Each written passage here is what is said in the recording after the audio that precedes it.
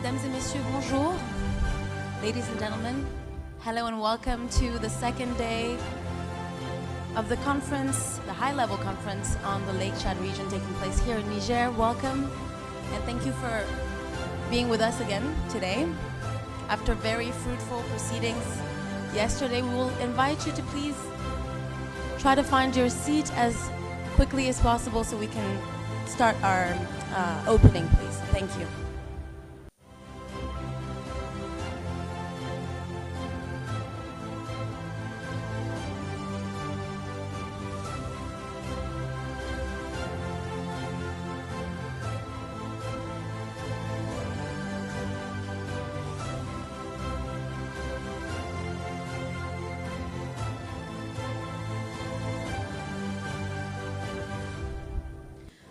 Ladies and gentlemen, distinguished guests, panelists and participants, if you would please report to your seats. There are some names ascribed in the first row, so you can find your seats. That's specifically for heads of delegation. And we would also like to thank all of our distinguished guests who are here today, and I'd like to announce that the governor of Borno State has also just arrived, and he has given us the honor of his presence. So thank you very much for being with us.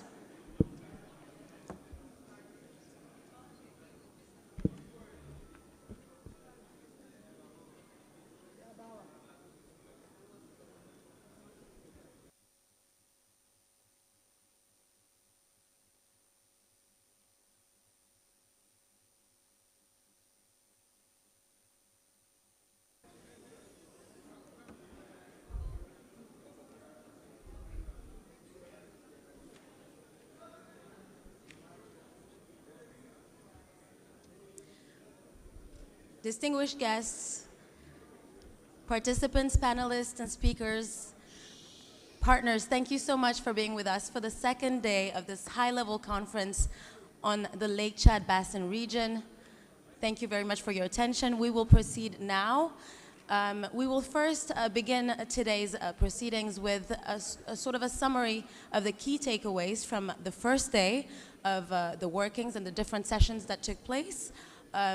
So I will give the floor to my colleague Wole to give that summary, and then we will have a keynote speech from the head of the Norwegian Refugee Council in a few minutes as well.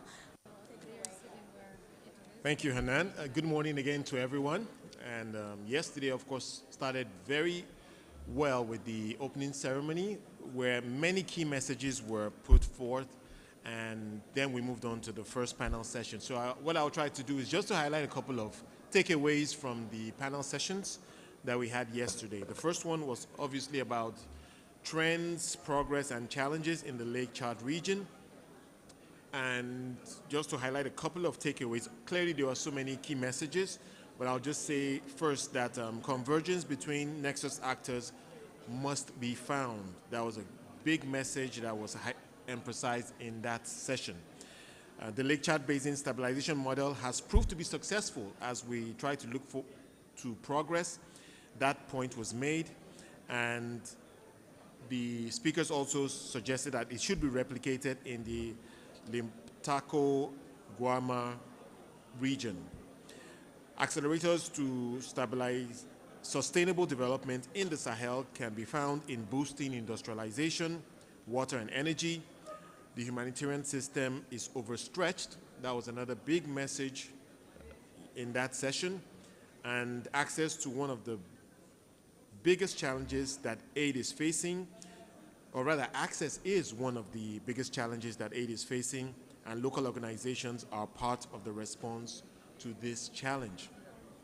And in terms of action points, the 4 countries of the Lake Chad Basin should integrate their national law on humanitarian exceptions following the model of Chad, and civil-military coordination mechanisms should be reinforced with a focus on reinforcing civilian protection.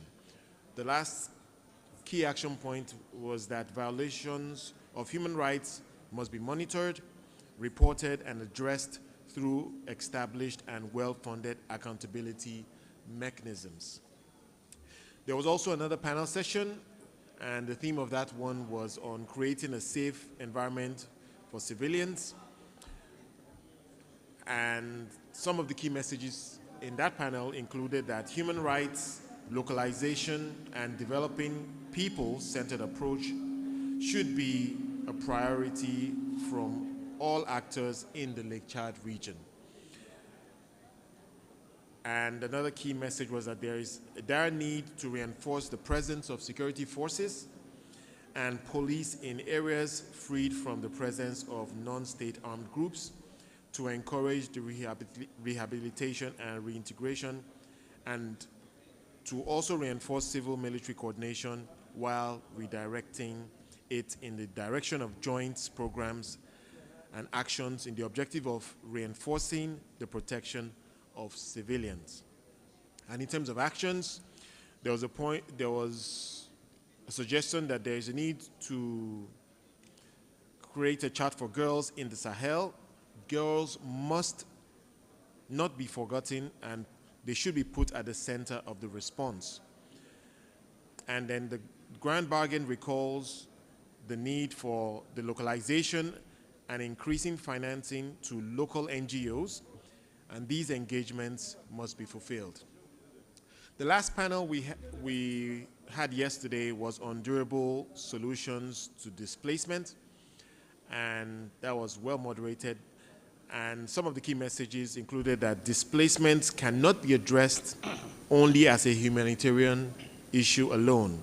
It should be considered a shared responsibility. And then durable solutions is composed of a tripartite structure that comprises return, reintegration, and relocation. And conditions for return must be built and ensured in time. And in terms of key actions, before the key actions, a key obstacle that was highlighted in that session was that security, the lack of efficient coordination, and returns that do not last, and the reattachment of issues only to the humanitarian pillar. In terms of possible actions, increase humanitarian expertise in development and stabilization actors is an example for this, and then the establishment of task forces on durable solutions should be implemented by the various countries. So clearly, many other messages were shared during the sessions, but I just thought to highlight a couple of them. Of course, later today, we'll be wrapping up all the other key messages and also be announcing some of the pledges made at the sessions today. So on that note, I'll hand over back to her then. Thank you very much, Wole. Ladies and gentlemen, just a reminder, you do have access to translation devices that you can use to follow up with all the discussions that we're having today, and those discussions are happening in English and French, so please make use of those devices, and you should be able to hear and select the language with the third button on this device. Now, without further ado, I'm going to announce the keynote speaker for this the opening of day 2, who will set us off on, I believe, what will be very fruitful discussions today. He was finally able to make it. I know he had some difficulties arriving to Niamey, but he is here today, and we're very happy to have him. Mr. Egeland, Jan Egeland, Secretary General of the Norwegian Refugee Council. You have the floor.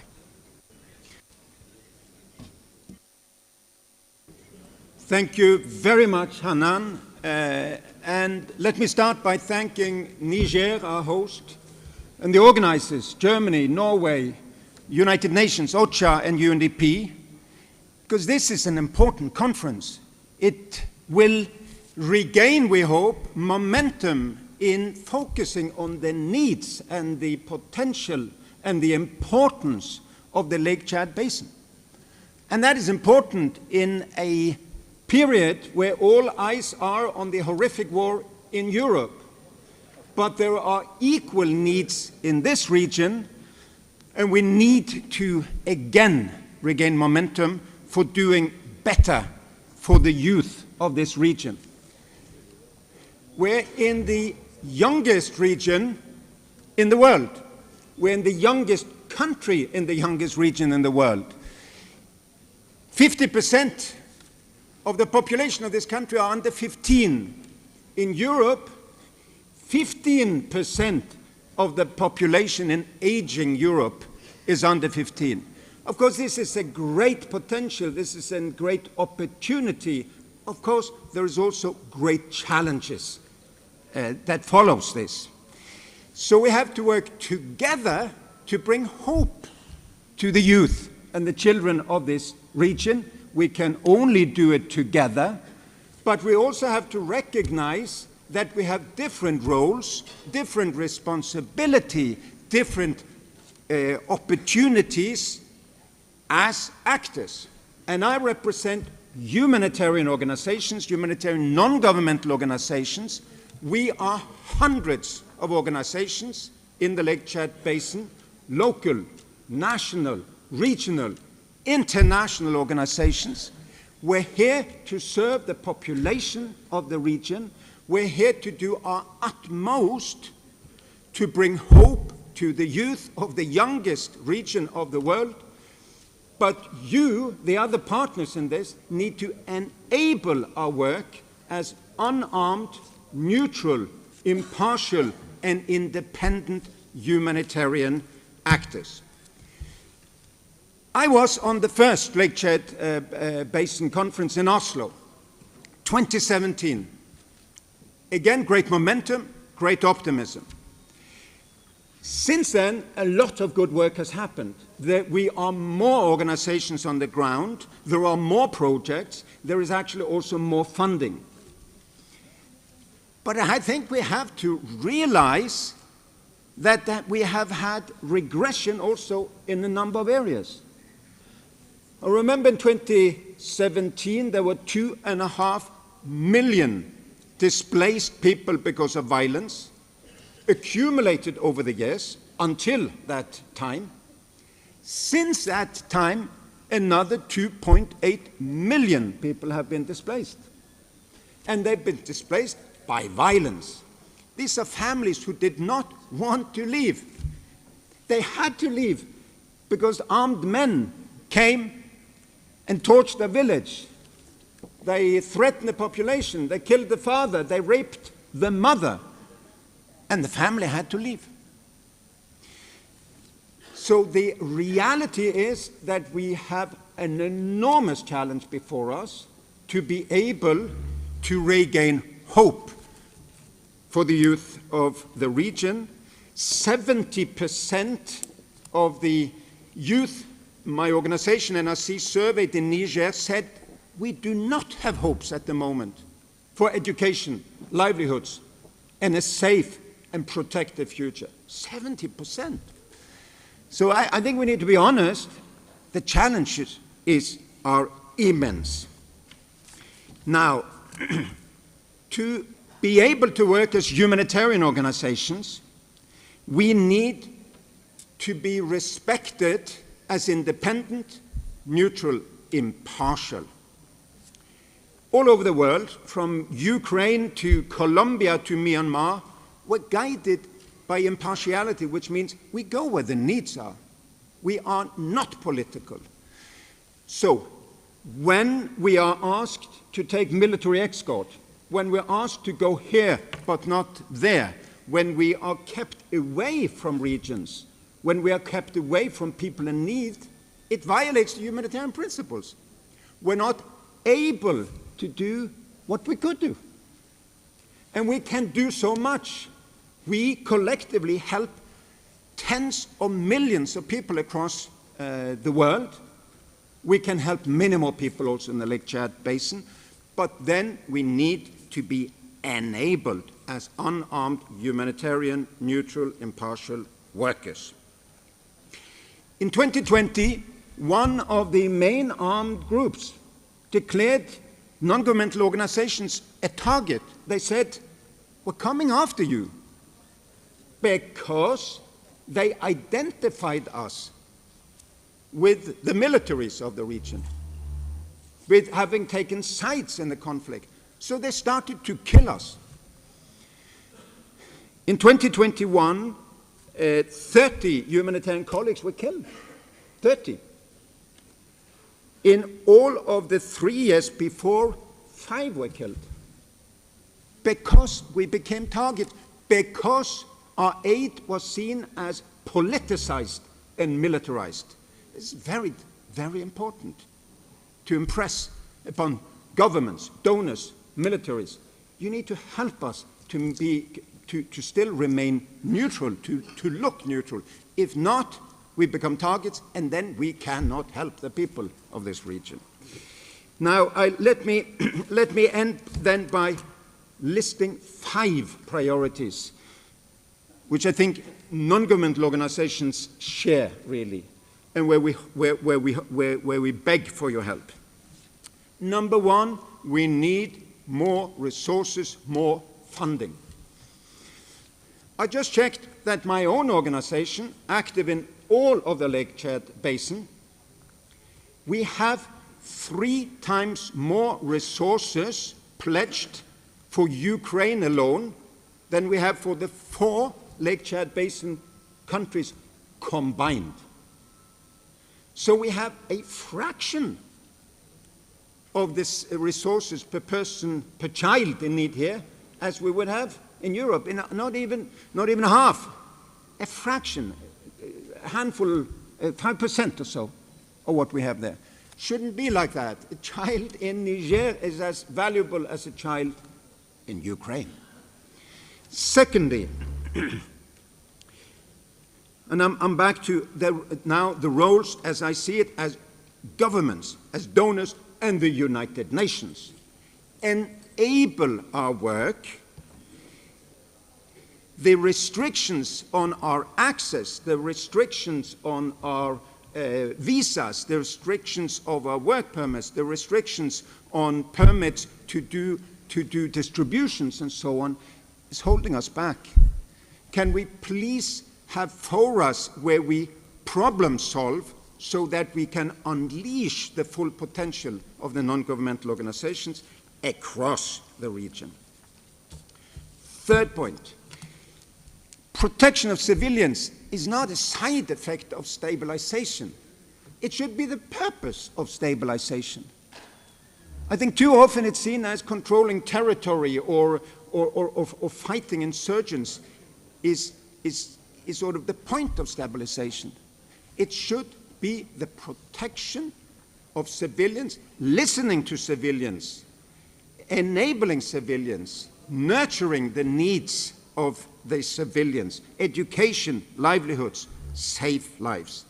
Sexual exploitation and abuse of women, girls, is still rampant, and it's one of the indicators of success that we can lower that. Fourth point, of course we need returns. People who have been displaced need either to come back to their homes, be integrated where they are, or relocated to another safe place. All of that needs to be voluntary. If relocation and return is not voluntary, it will not last. People will not be able to stay. They will return again. So can we, in this region, as in all other regions, say we need to consult with the people, and when they feel safe, we enable, protect, and support safe and dignified return. And fifth, and final point, we must improve dialogue.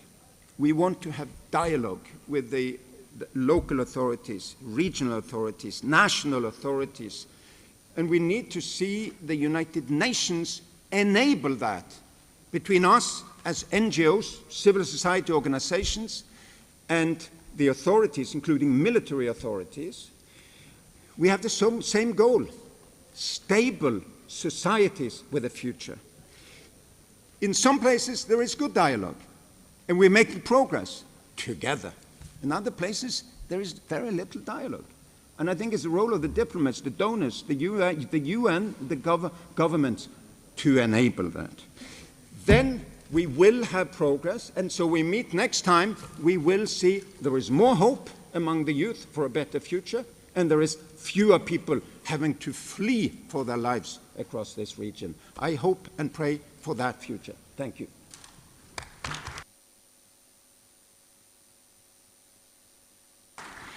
Thank you very much, Mr. Egeland, for this thoughtful and inspiring keynote speech, for emphasizing or re-emphasizing the need to reignite interest and, this momentum that we should have on humanitarian issues that are still ongoing in the Lake Chad Basin, and for reminding us that the reason, or one of the key reasons we are gathered here, is of course the protection of civilians and communities in that region.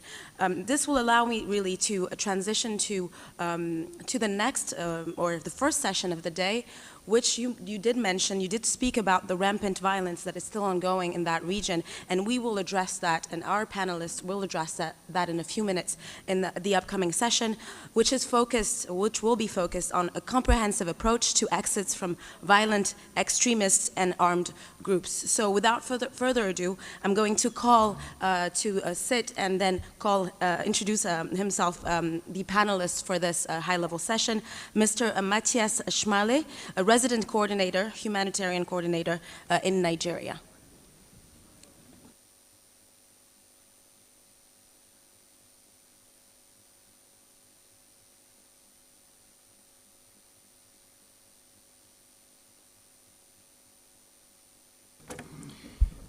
Good morning, everyone. A distinct pleasure and privilege to moderate this next session. As they say in Nigeria, allow me to stand, or more precisely to sit on established protocol, and call the distinguished panelists and the framer of our discussion to the podium. Professor Zulum, the governor of Borno, if you could please join us. General Mahmoudou Abu Tarka, if he's here, please join us. We've got Dr. Fatima from the Niamey Foundation. I'll say a bit more on who they represent. Closer to the mic.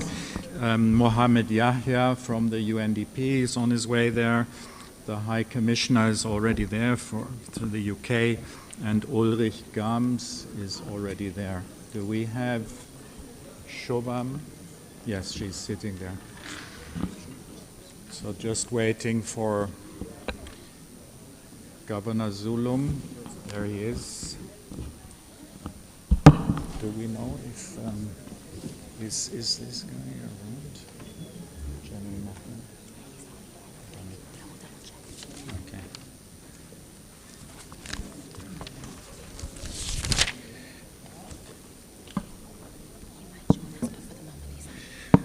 Okay. Thank you very much. We are still waiting for one panelist who we hope will join us. So, in opening this session, allow me just to say one or two things. One is that we've heard already yesterday a number of references to encouraging developments, and twice specific references to Borno, so really a pleasure to have Governor Zulum here. We had reference from the Deputy German Foreign Minister as well as the Africa Director for the UNDP, Mrs. Ahuna. We had references to the border area on this side in Niger of positive developments. And that reminded me that when our Secretary General, Antonio Guterres, visited last May, he came already with positive impressions of what is possible from Niger. And after visiting Borno, he publicly spoke of a Borno of hope he had seen. And I think that's what we are discussing today. There have been, since the middle of 2021, so-called mass exits, and our Secretary General got the distinct impression that this presents a massive opportunity. And so I hope that during our panel today we can focus in part on the opportunity this presents and what makes it an opportunity. Now, Jan Egeland just reminded us there are, of course, many challenges, and I hope we will also find it possible to openly speak about some of the challenges. I hope that we can do so with a mindset of, as our Deputy Secretary General Amina Mohammed would say, the glass is some full. It's not half empty. There is positive developments, and let's do the discussion of challenges with a forward-looking mindset. What can we do to overcome those challenges? Final point from my side is timekeeping. I'm glad that I haven't been given red cards. Even though I'm German and we like to show red cards, I would hesitate to show such a distinguished panel red cards. So I hope that you will help me and stick to the allotted time. You've been given as panelists 3 to maximum 5 minutes, so please help me in sticking to that. And then it is my distinct pleasure to introduce the person framing the discussion for this morning, and that is the second person from the left on the panel there, namely Dr. Shobham O'Neill, a distinguished researcher working for the UN Institute for Disarmament Research. A distinct pleasure again, Shobham, to invite you to give us the framing address. Thank you so much. Excellencies, colleagues, I'm so happy to join you today and offer a few thoughts based on our research in the region since 2020. I run the Managing Exits from Armed Conflict project, which is an all-UN effort to understand how and why people exit armed groups and sustainably reintegrate into civilian life. We've been working in the region since 2020 with the RSS Secretariat, IOM, UNDP, UNICEF, the Borno State Ministry for Women Affairs and Social Development, ISS, and our local team in Maiduguri. We've interviewed tens of thousands of people over that time, including thousands of ex-combatants, to try to understand their experience. And I want to highlight 2 themes that come out from that research. The first is very much, this is a moment of opportunity. Obviously, the level of participation today to talk about this topic confirms a willingness to manage successful exits from armed groups. And I'm happy to report that our studies suggest that willingness extends beyond this room to the public. And the public across all 4 countries in the region is relatively supportive of returns, but nowhere as much as Nigeria.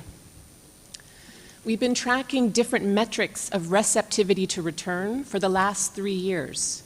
Our latest survey that ended 2 months ago in Borno, Adamawa, and Yobe states in Nigeria found that 96% of people, when they are confronted with a returning family member or community member, they welcome them back.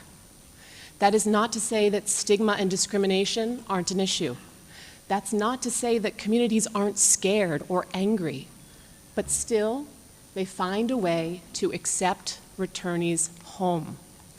Now listen, community receptivity should not be taken for granted, nor assumed to be unaffected by return trends or the policy that governs them, including approaches to accountability. For example, our studies have shown when the public knows about exit procedures, they are more likely to support the people coming out of those programs. If the public knows about the Hajj transit camp in Maiduguri, they are 12 to 14% more likely to accept the people who exit it. So this isn't just about the substance of our programs. It's about how we communicate them. And not just to the public, but also to the people that we want to defect from armed groups.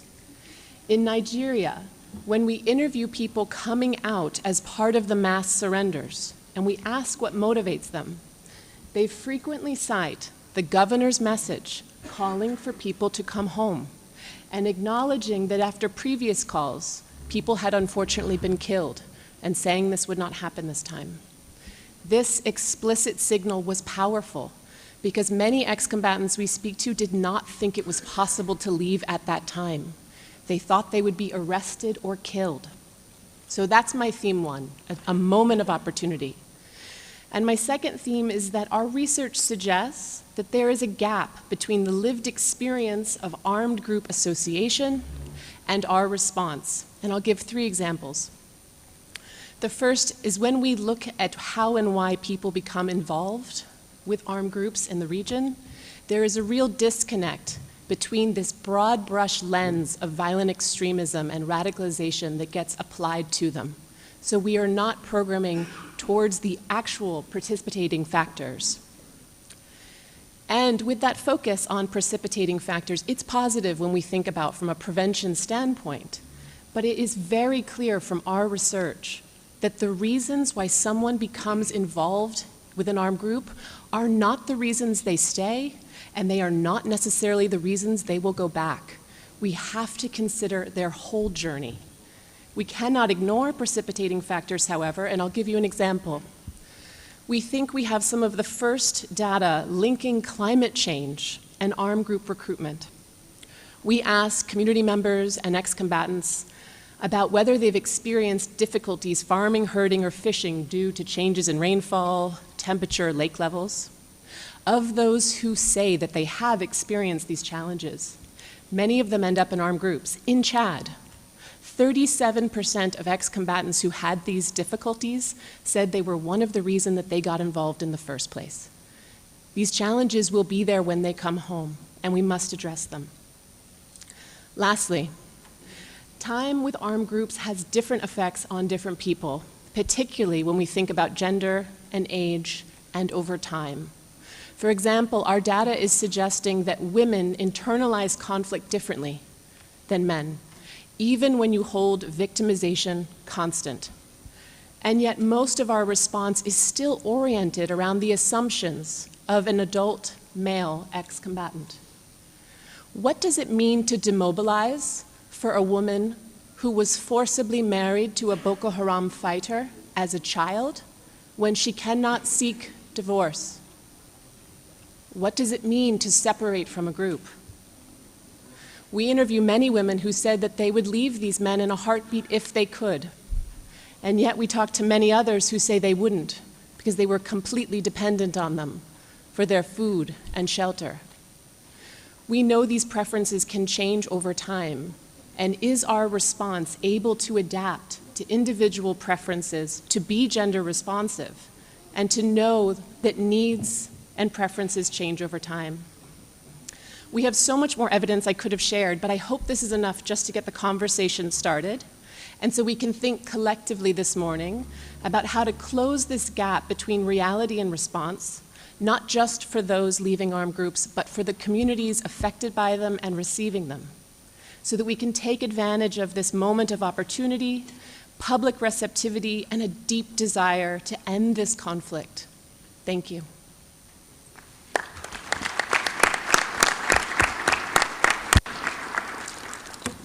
Thank you very much, Dr. Shobham, for sticking to time and for so eloquently presenting key themes that are coming out of your research. I think it's one thing to conduct research. It's a challenge to actually present it in an understandable way, and I think you've just done that for us. Rather than summarize what you've talked about, let me move straight on. I think we will come back to some of the issues you've mentioned about receptivity and gaps between reality and response as part of the discussion. Let me turn first to the governor of Borno State, who at least in Nigeria needs no introduction, and I believe also to this group doesn't. Governor Zulum, the floor is yours. Good morning to all of you. Let me first and foremost bring to the kind notice of this very important gathering. Why are we into supporting the mass exit? The insurgency in the northeastern Nigeria started in the year 2009 and has triggered acute humanitarian and post-displacement crisis with devastating social and economic impact on our population, further deepening fragility and poverty in the northeast sub-region. In 2016, in the northeast region, we have about 4 million internally displaced persons. Most of them are living in Maiduguri. Maiduguri was filled up with IDPs. That has also exerted pressure on the little resources available to the communities. We acknowledge support of our humanitarian and development partners in providing support to our IDPs. However, the resources available to support the IDPs dwindle, and continued dependence on them for support has become not sustainable. We started witnessing progression with care in the IDP camps, drugs abuse in the IDP camps, prostitution without care in the IDP camps. And then the last but not the least is that we started witnessing a number of IDPs that are leaving the IDP camps and consequently joining the Boko Haram sect. This is dangerous. So Borno State government, in conjunction with the community, has decided to establish a Borno model. This model is a community-based model. We leverage on the 4 pillars of the transitional justice, which are truth, justice, reparation, and guarantee of non-occurrence. As you are all aware, that there is no country in the world where insurgency has indeed ended with kinetic efforts alone. It has always been a product of kinetic and non-kinetic means. In view of the foregoing, Borno State government decided to establish a home-based model that will end the insurgency. Our main objective is to shift our focus on traditional humanitarian support to IDPs to medium and longer-term sustainable and durable solutions. The first item in our Borno model system is to convene all inclusive stakeholder meetings, victims, community leaders, army, military, police, DSS, civilian JTF, federal government, state government, and decided to rebuild the truth and examine the root causes of the crisis, which are not limited to endemic poverty, increasing infrastructural deficit, climate vulnerabilities, among others. And then we also decided to now rebuild the justice. What was the main reason why we had the insurgency, especially the atrocities that were committed by the state actors, as well as the atrocities that were committed by the non-state actors. And then the Borno State government, in conjunction with the community, came up with about 17 recommendations. One of the recommendations is for us to accept the repentant Boko Haram members. Second recommendation is to ensure that the victims were properly handled, among others. So the main stages under our mass exit are as follows: initial surrender, initial screening and transportation, transit centers, center-based management, and then process for release. I also want this gathering to note that those that are exiting have voluntarily surrendered. They were not forcefully, they were not captured, but they were voluntarily surrendered. So it is very important to address the mass exit, because if we allow them, they will join hands with ISWAP, and then they will cause a lot of trouble in Lake Chad, and indeed the sub-Saharan and trans-sub-Saharan Africa, Europe and the oil in general. Then why people are coming out? Because the government of Borno State decided to build trust. We reduce the trust deficit between the government and the population. We decided to provide more infrastructures, especially in healthcare centers, education, among others. And then that has built the confidence of the people, and that has reduced the trust deficit. Then most importantly, we need partnership to address these challenges in the region. Very quick intervention. The interventions from the international partners is coming very slowly, especially from the UNDP, Germany, UK, and others. We need bigger funding. We want to establish a proper funding mechanism for multi-sectoral and multi-agency support to Borno model, ideally a basket fund solution. Most importantly, we must have to look into the possibilities of supporting the victim. And that is why the UNDP, in collaboration with the Borno State government, established a stabilization fund with the Lake Chad Basin Commission. This fund is very important. We need to get more funding, more resources, so that we can address the root causes of the insurgency. The last but not the least, here in Borno State, or I can say in the entire northeastern sub-region of Nigeria, we have different culture with the Western world. So what we need is that we want you to support us to key in to our own model with a view to addressing the challenges. What is working well in Europe might not work well in Borno State. And then the greatest gap that we have between the humanitarian partners, the INGOs, and the government of Borno State is that of leadership. We want to ensure that we take the leadership, we lead the processes. We shouldn't allow somebody outside to come and dictate things for our own selves. We want you people to support us. We need to partner together. But the most important thing that you need to understand is that the government of Borno State, the federal government of Nigeria, as well as the northeastern states government, has to lead the process. That's the most important thing we need. And then we want to ensure that all those processes that are to be done in the region has to be based on community-driven approach. So, thank you very much for listening to me.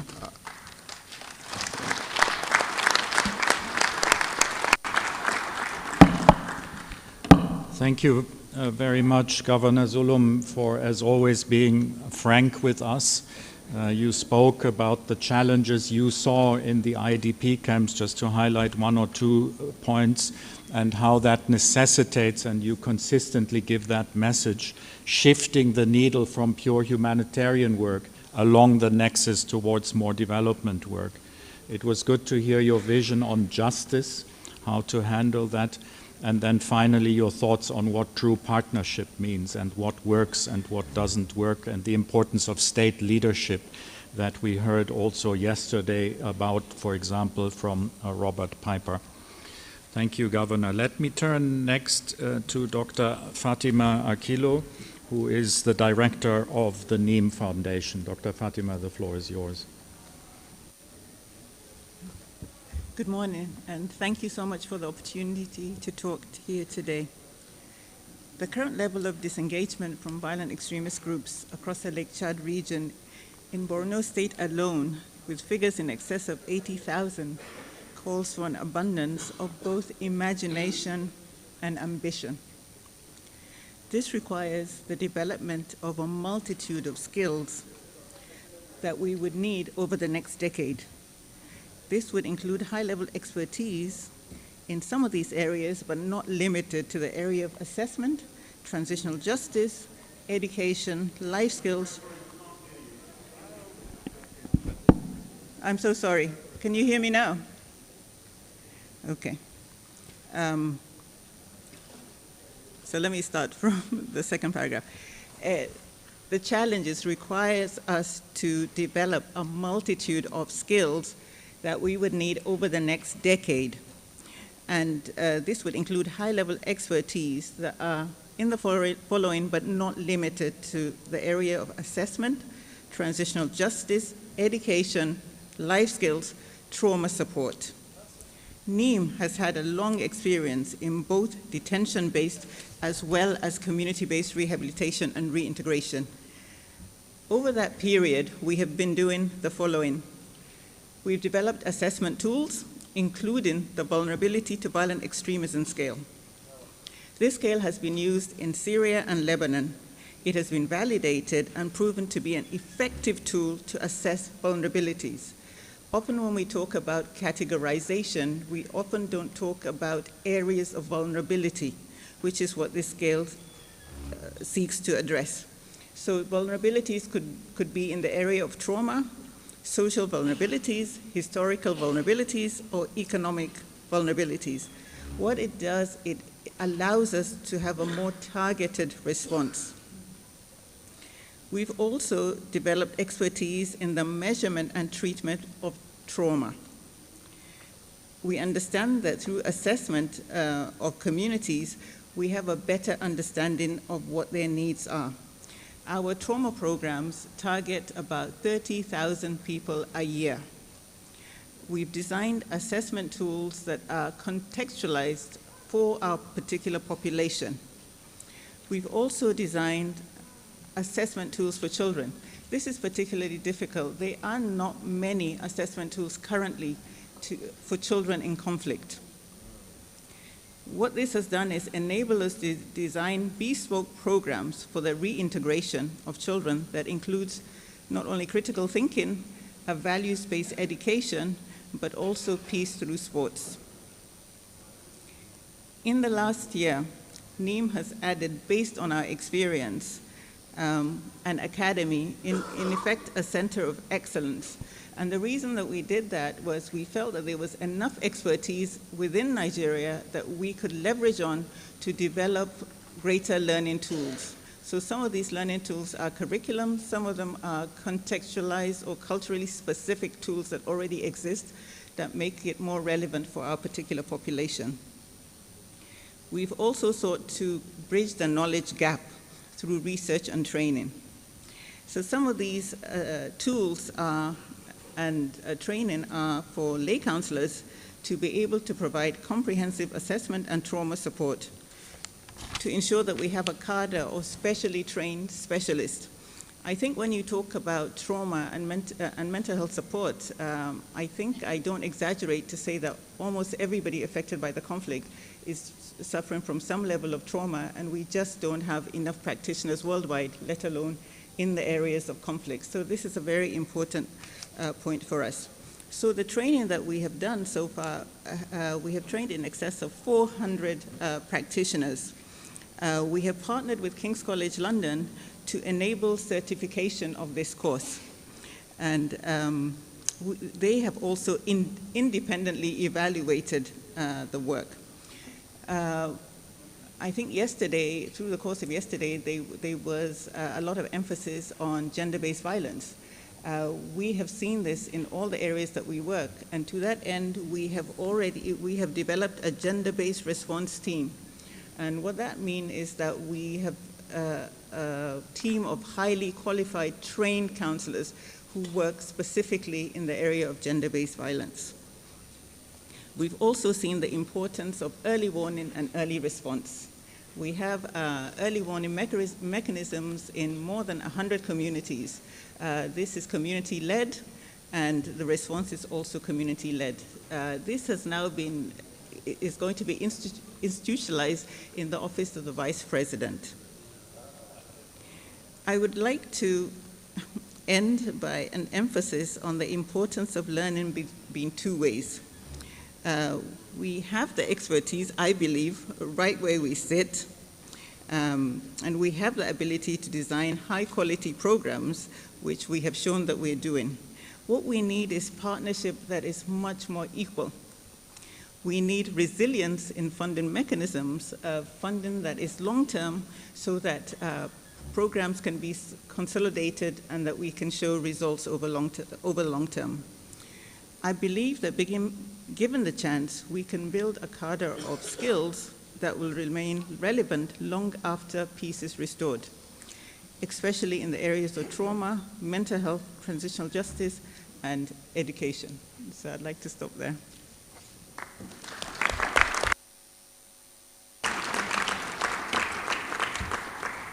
Thank you very much, Dr. Fatima. What I took away amongst several points from your intervention is, number one, the importance of tailor-made assistance that is based on proper assessment of the needs of specific groups, and you highlighted those of children, including experiencing trauma. So that's what I took as one key message. A second one, and interesting, you sort of echo the governor there, is about partnership. A call for more equal and predictable partnership, which is, I think, a theme that has been surfacing throughout yesterday. Allow me then to turn next to my colleague from the UN country team in Nigeria, Mohammed Yahya, who is the resident representative of UNDP and who also in Nigeria doesn't need an introduction. Mohammed, the floor is yours. Thank you, Matthias, and good morning all. I think I'm going to limit my interventions around opportunities and challenges for the Bono model and the mass exits. So I won't dwell too much on how many people have come out, which is incredible, and as credit goes to the government of Bono State, and I think we've seen for the research the role they've played in ensuring people leave the insurgency. I think we will all agree that we haven't seen, maybe I'm wrong, any insurgencies that was purely defeated through military means. As the army will tell you when you engage with the army and discuss that you can't kill everybody. You have to find a method and means of getting people out. And this has been tried in many countries, and the success of Nigeria is important. This has a huge implication for me and for the UN system, I think we'll agree that what we see in Nigeria has a huge implication for the region. If we get it right in Nigeria, in terms of mass exit, this could have a ripple effect of the entire insurgency that we see in the Sahel. So this is one key message from our side. We have to get it right, because the consequences of this is beyond Nigeria, because this insurgency is not a Nigerian insurgency, it's a Sahelian insurgency, and getting it right is important. So what do we have? We have a government-led model that has been adopted that is community-based. It's there, and the UN has been working around supporting it. Huge opportunity. Government leadership, government commitment, involvement in security services. So, again, huge opportunity for us to do a lot. The UN, under the leadership of the RC, has developed an offer, a response on how we will collectively support this model. So again, with colleagues from UNODC, IOM, UNICEF, UNDP, we've all got together and said this is how we will respond. Again, the UN is on board in terms of the response. Again, that is for me a fantastic opportunity. I just want to add, with encouragement and support of key member states such as Germany and the UK and others. We've set up a facility, on the funding facility. The RC and others will talk more about that, so I won't dwell on that. But again, the structures, the governance structures are in place on the Nigeria side to support the model. Allow me to touch on the challenges. One of the key challenges is what when a few years ago, UNDP produced a report called Journey to Extremism, looking at how our people are joining extremist groups. And deprivation and poor or failure of development is one of those key reasons why people are forced or at least join this insurgency.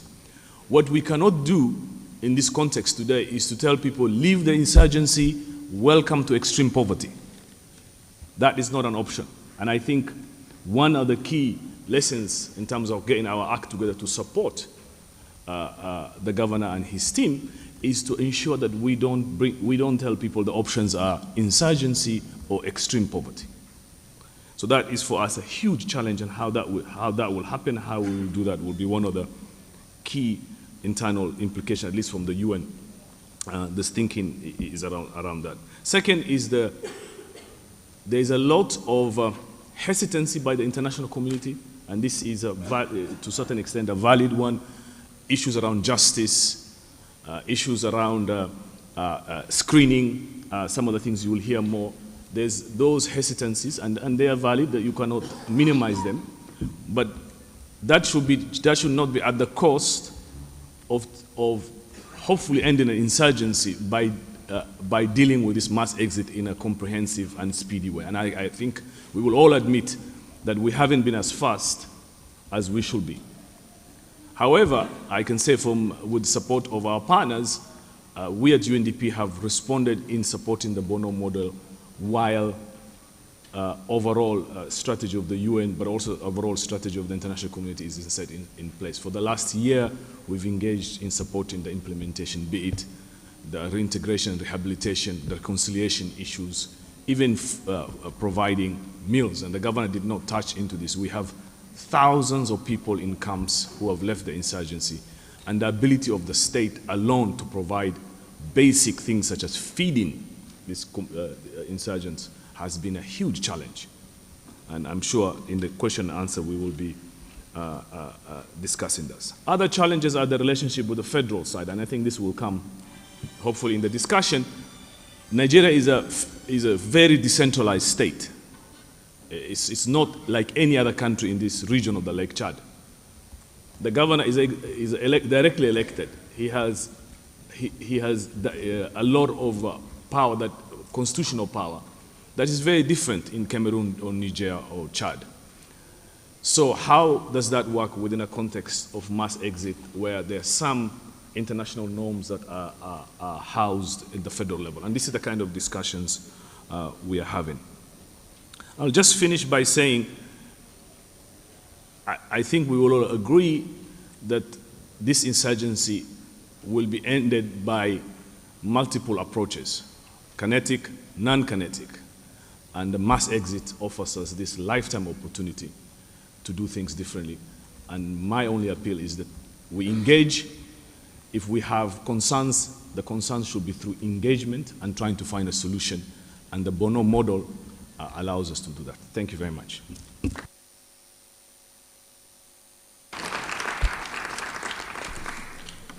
Thank you, Mohammed. You've in a way echoed again points made by previous speakers, for example, talking like the governor about the importance of not just looking to kinetic measures for a solution.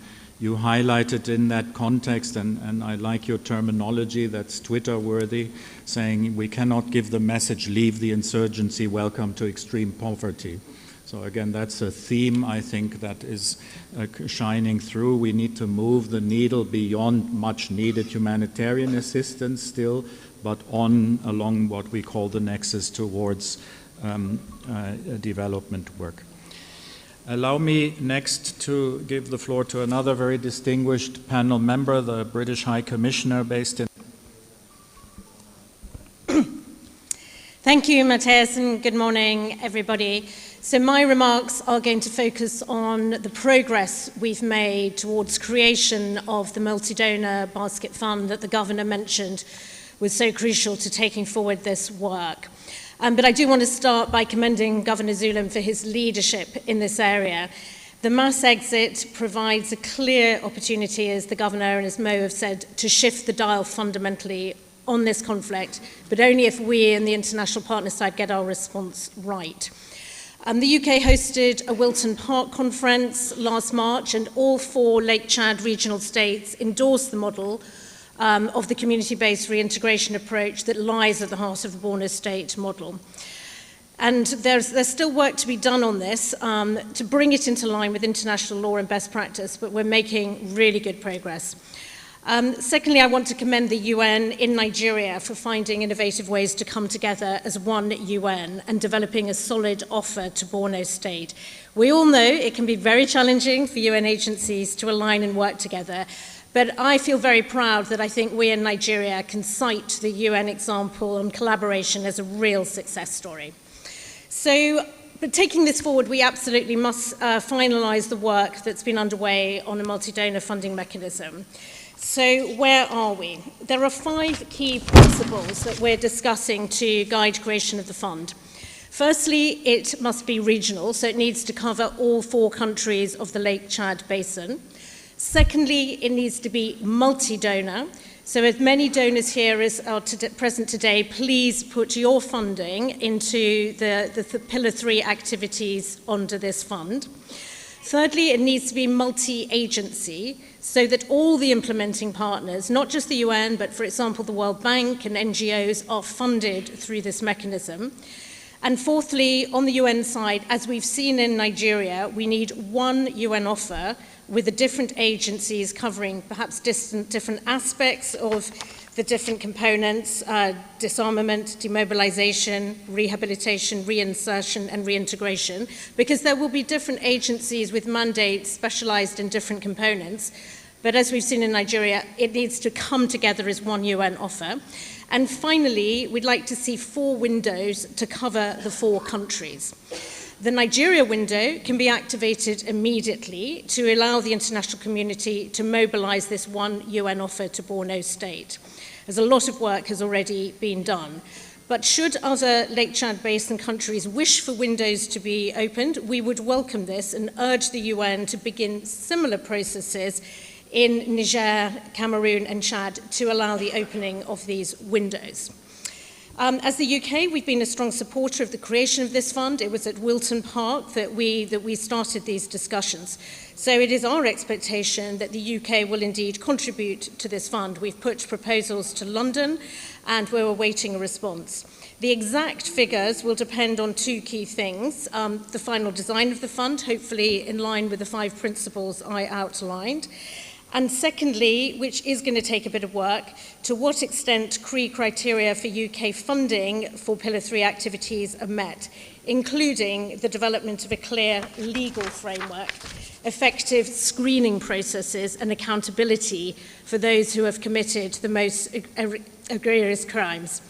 And we expect that for most donors, these will be important principles. So we need to work together, for example, with our US partners to ensure this legal framework is compliant with international humanitarian law. So finally, a few words on taking this forward. As everyone said, we've got to continue to work together. It's a complex area, and if we fragment and work towards individual projects without coordination, we will only embed the existing conflict dynamics.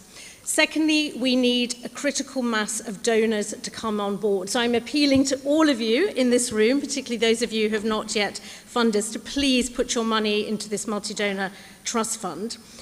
And thirdly, if we're serious about ending the conflict, we need to lean in and provide exit pathways, as the Governor and Mo has said, for these violent extremist groups. We do understand, of course, not all donors will be able to come behind this mechanism. For example, in Nigeria, the EU has its own programme, and we commend them for getting this off the ground. But the key here is close coordination, nevertheless, to avoid duplicating activities. And all of us need to work under the leadership of Governor Zulum. And then finally, as Mo has mentioned, in all countries, there will be a really important role for the federal government. It will depend on exactly what the role is, depending on the country context. But we do need the federal government to come fully on side in support. And similarly, we need really good cooperation across the 4 countries of the Lake Chad Basin region, because patterns of violence are becoming more regional, sadly.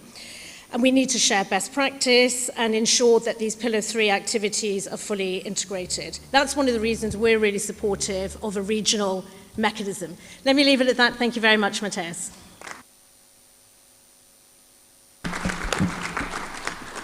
Thank you very much, High Commissioner, and thank you for underlining, like others, the importance of working together, acknowledging the one UN offer. Allow me to use the opportunity to highlight that it's not just the UN, but it's the whole international community, and you, High Commissioner, lead a group of like-minded ambassadors in Nigeria, which has been a very helpful part of getting on one page, not just as UN, but with all international partners.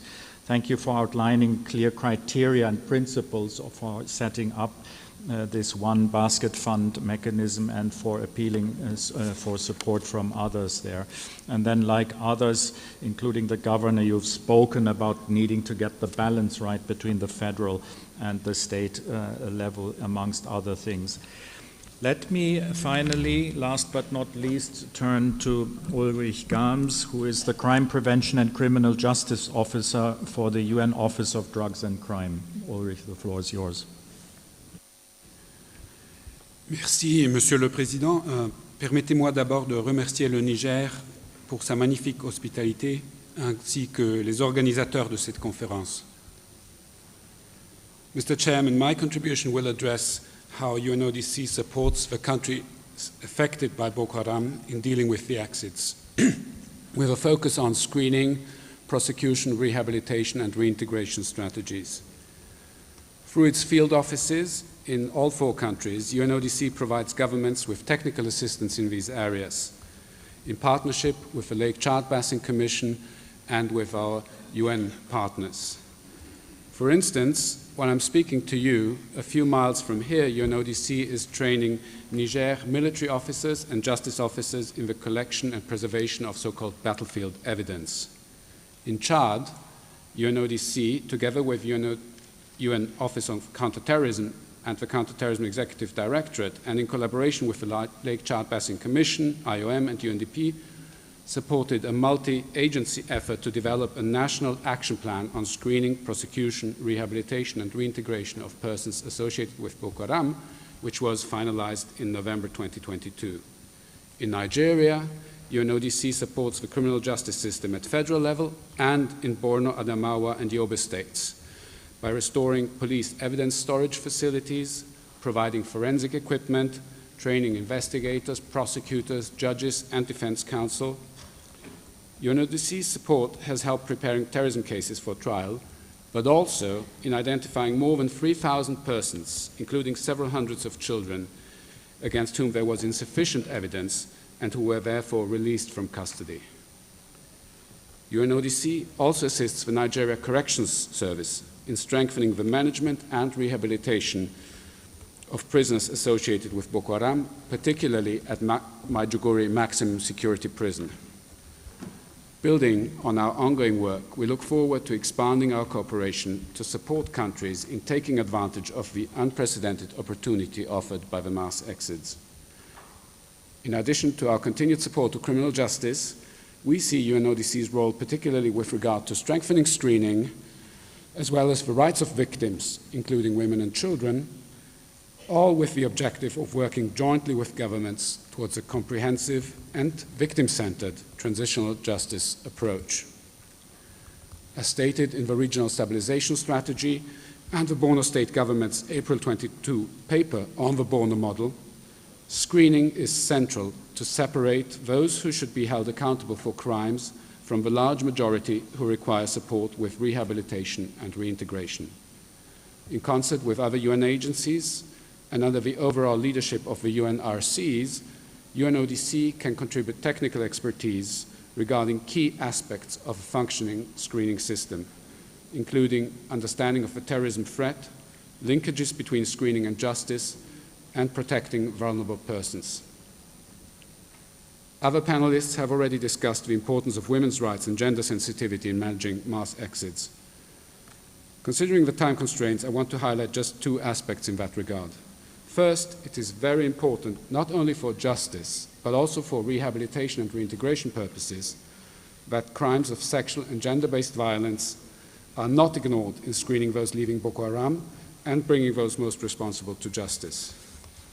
In Nigeria, UNODC has trained Nigerian experts who have in the meantime trained themselves more than 500 of their peers on accountability for sexual and gender-based violence. We are very pleased that trained prosecutors have informed us that they will bring charges related to sexual violence in the next round of terrorism hearings. Second, previous speakers have highlighted the important role of traditional justice mechanisms in or as part of a comprehensive transitional justice strategy.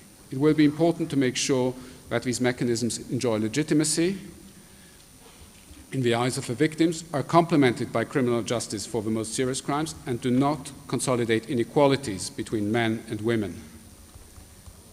In this regard, there are very important lessons learned from other conflicts, and particularly I would draw your attention to a study that was done in post-conflict Uganda on the impact that traditional justice mechanisms for reconciliation have had on women's rights. As my time is coming to an end, let me approach the question of protecting children from violence in the context of the exits by highlighting two important developments. First, following Niger and Chad, also Nigeria has signed with the UN system a handover protocol for children associated with armed groups. Second, on 1st of December 2022, the government of Nigeria launched the Nigeria Call for Action, a political declaration that endorses the UNODC roadmap on treatment of children associated with terrorist groups and adopts key principles that should inform any action aimed to protect children from terrorism and violent extremism. The adoption of this declaration is a recognition that children should not be defined by conflict. They should not be defined by terrorism. They are children first and victims of criminal strategies that all too often they cannot escape. To sum up, UNODC stands ready to bring to the table important assets as parts of the UN's offer to countries affected by the mass exits, including with regard to screening, comprehensive and victim-centered transitional justice, and the protection of children and victims of SGBV. I thank you for your kind attention, and together with my colleagues representing UNODC in Niger, Nigeria, and in Dakar at the regional level, I look forward to continuing this discussion. Thank you, Ulrich, for outlining in very concrete terms what UNODC brings to the table. Thank you for making references to all 4 countries that are represented at this conference. I realize we've been quite Nigeria-focused, although several panelists, including the High Commissioner, made references to the regional dimension of this, and it's important that we don't lose sight of this, especially those of us based in Nigeria. Thank you also for outlining the complementarity, for acknowledging the importance of traditional justice and outlining the complementarity, as I understood you talking about, of conventional justice and the importance of that. Ladies and gentlemen, if I may, rather than turning back to the panel at this point, ask a list of 8 speakers from the floor to go next for 2 minutes each. One reason for that is that there's a number of speakers not from Nigeria, so we might balance a little bit the perspectives we've heard. Otherwise, my UN colleagues will say we shouldn't have asked the RC from Nigeria to moderate this panel. It's all about Nigeria. Let me first call on Germany. Mrs. Heike Thiel, please. Thank you very much.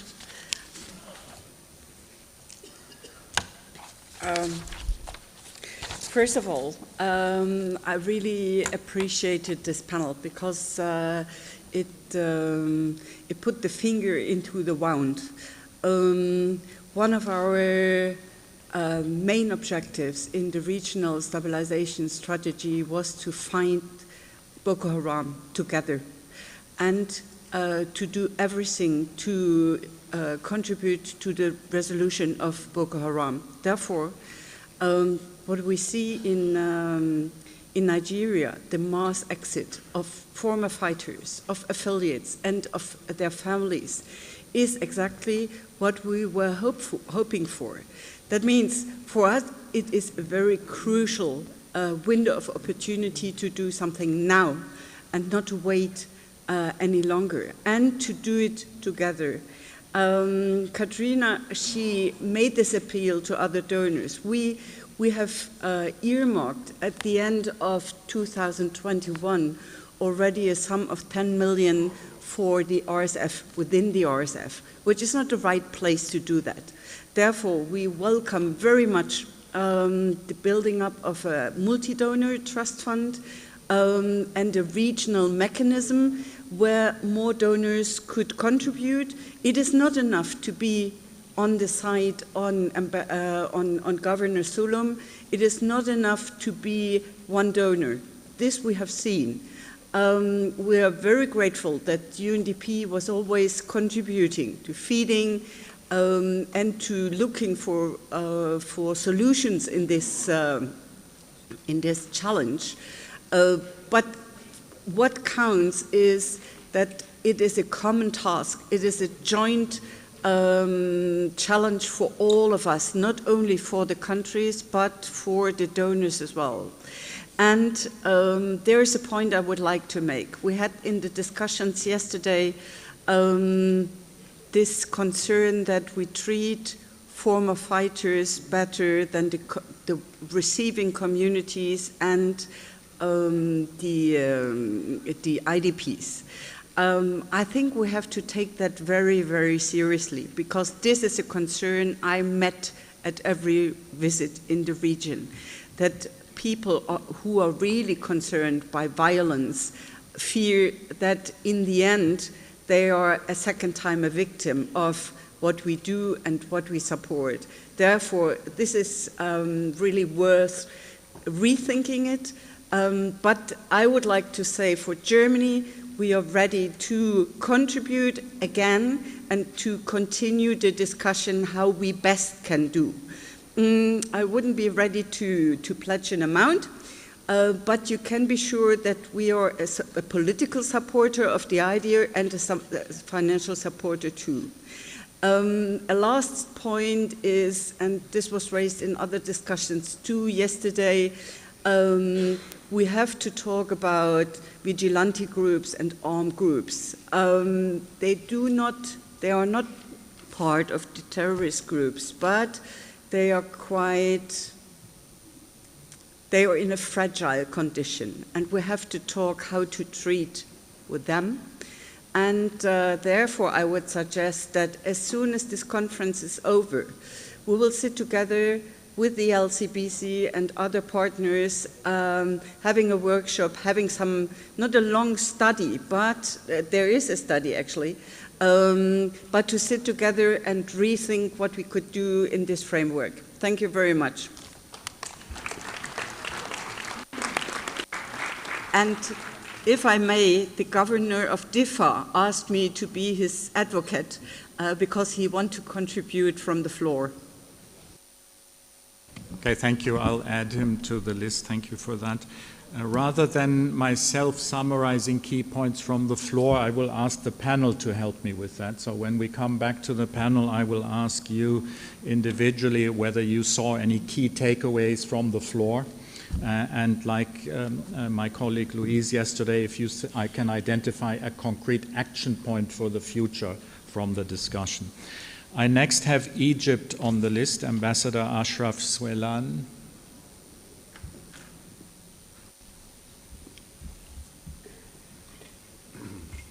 Excellencies, ladies and gentlemen,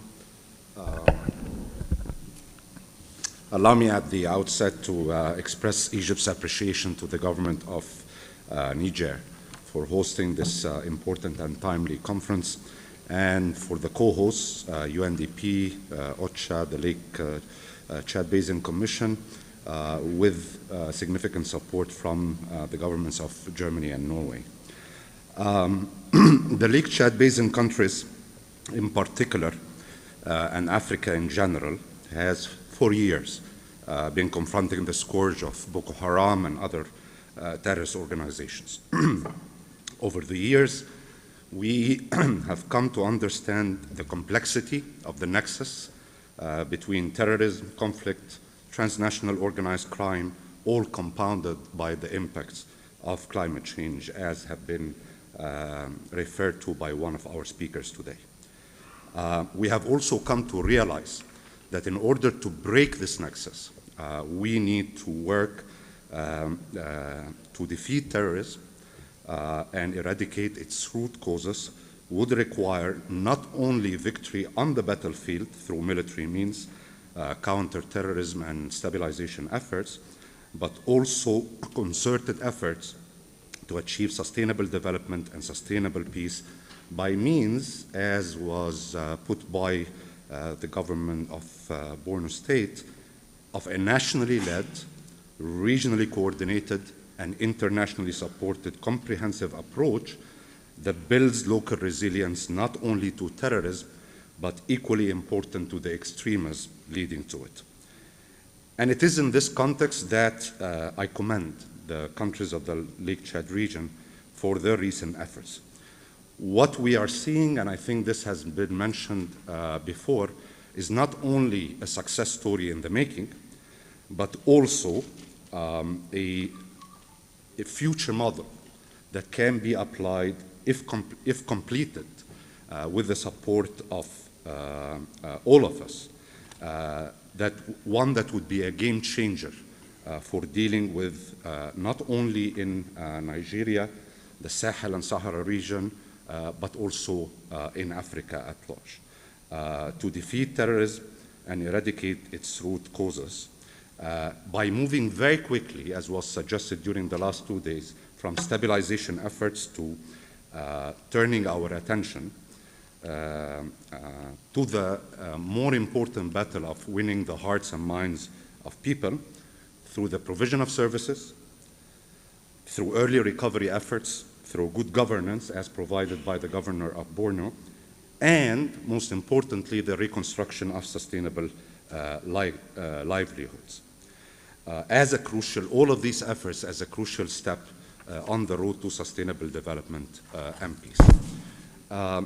Ladies and gentlemen, as the AU designated champion of peace building and post-conflict reconstruction and development in Africa, and a country that invested a lot of time and effort in advancing this conversation about the peace, development, humanitarian nexus, both in Africa and globally, Egypt has a particular interest in supporting the success of this exciting experiment in Borno State, as the governor might want to testify, through the effort that have been put forward together with the governor and his government and with the federal authorities in Nigeria. Our approach has been that the government of Borno would need all the support that it can get in order to deal with the massive caseload of individuals, former fighters of Boko Haram and other terrorist organizations, to reintegrate them back into the community in a manner, as was suggested by the former speaker, the speaker from Germany, that does not create imbalances or tension with local communities and IDPs. But more importantly, and I would like to add this point in particular, is that while dealing with the caseload that already exists, these are efforts that need to be complemented by a concerted effort to prevent further radicalization and extremism leading to terrorism, partially through dealing with improving the livelihoods, with providing opportunities for people, but also dealing with the narrative of terrorist organizations. And that's why Cairo Center for Conflict Resolution, Peacekeeping and Peace Building has been working with the government of Borno, has been working with the government of other countries in the Sahel and Sahara region to build capacities, to leverage the agency of local communities in the fight against radicalization and extremism leading to terrorism. I will end with the following note. It is only natural in a pledging conference to call upon myself and upon all of us to contribute to responding to the call of the governor and governments of this region to provide support. The support that is needed cannot be attached to a long list of conditionalities. We need to be flexible, we need to be agile, we need to respond to the reality as it exists on the ground, because if we spend so much time fighting over where the lines are drawn when it comes to issues like screening, when it comes to the issues like prosecution, reinsertion, and reintegration, a great opportunity that presents itself for the first time can be easily missed.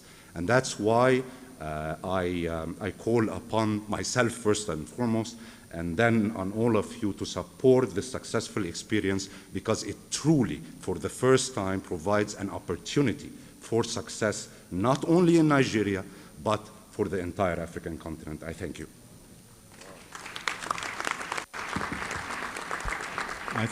I thank the ambassador from Egypt. I have another 8 speakers on my list, so if I can really ask you to stick to your 2 minutes so we can go back to the panel. Next is Habu Abju Mahamadou Chiwidi. Apologies if I've mispronounced the name, from the Réseau des Jeunes pour le Bassin du Lac Tchad. Habu, is he here? Can you identify yourself? If that's not the case, then let's move on to Camilla. I think he's going to the podium. He's going to the podium? Okay, thank you.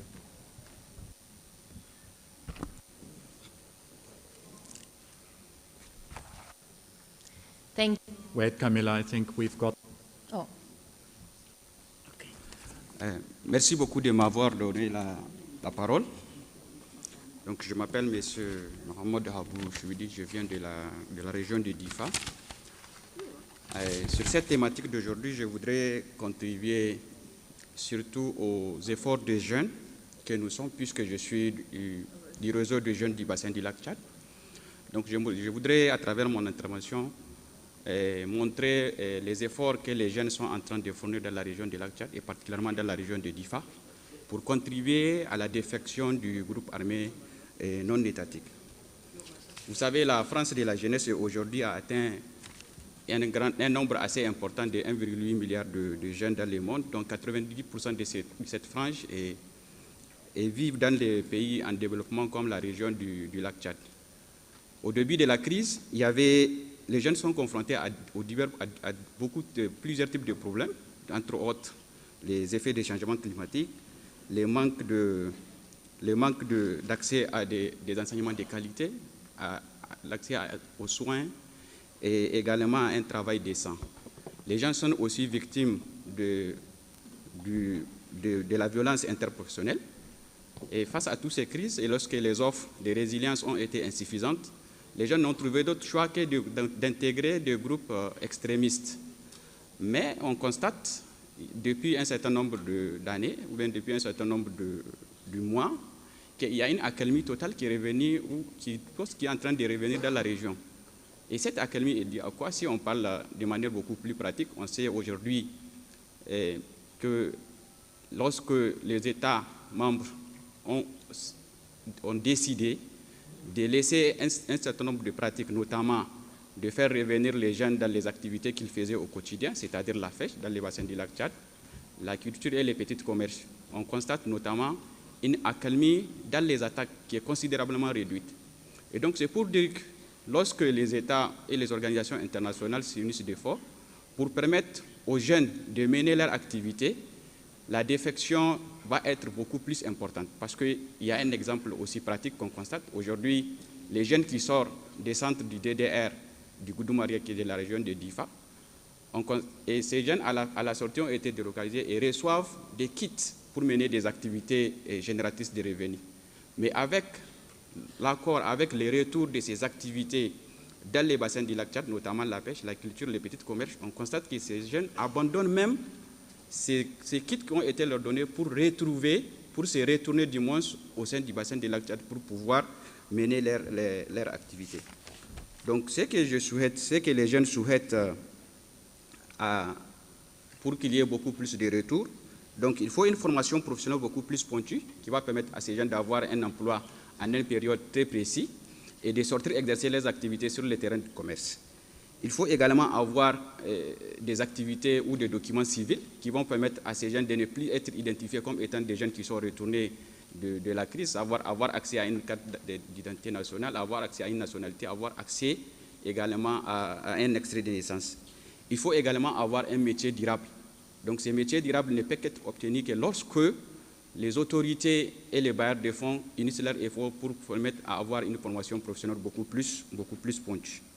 Alors, le souhait que je vais formuler au nom de jeunes au cours de mon intervention, c'est de construire une région du lac Tchad dans laquelle les jeunes jouissent de leurs droits et leurs moyens de développer pleinement leur potentiel et qui reconnaissent leur capacité d'action en tant qu'acteurs de changement dans les bassins du lac Tchad. Merci beaucoup de m'avoir donné la parole.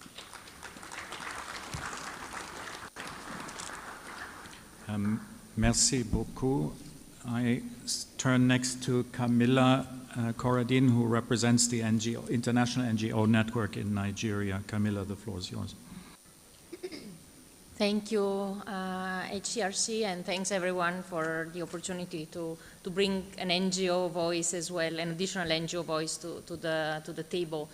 Let me start by welcoming on behalf of the INGOs also the government efforts on DDR and including most recently through the Borno model, and by agreeing very much with the previous speakers that international support is crucial to contribute to bringing back peace to the region. This is indeed a moment of opportunity, and we very much welcome how this platform has provided a place for exchanging on challenges as well as, most importantly, ways forward. Because it is, we all know, a very complex issue for a multitude of reasons, and among the ones, the many reasons, let me highlight the need to ensure that people who have laid down arms and are civilians are supported and have access to basic services. As our colleague Jan Egeland said, we need to ensure that access to basic needs is ensured while we address also the long-term solutions. INGOs have raised several conditions inside the transit camp centers which have struggled to keep up with numbers of new arrivals have been difficult, needs remain critical, and it's essential that those people are adequately supported throughout the DDR process. As mentioned before, and in accordance with international humanitarian law and with international standards on DDR. INGOs have also identified the risk that those individuals without adequate access to services, and adequate means to reintegrate may fall under pressure to resort to negative coping mechanisms, including seeking livelihood opportunities in areas under non-state armed groups' influence, which to some extent nullifies progress that has been made. Let me also take the opportunity to highlight the needs based on what INGOs have identified to take special measures for two specific groups. First, those individuals who are categorized as non-ex-fighters after adequate screening, and who should be enabled to immediately reintegrate in communities and access basic services without discrimination.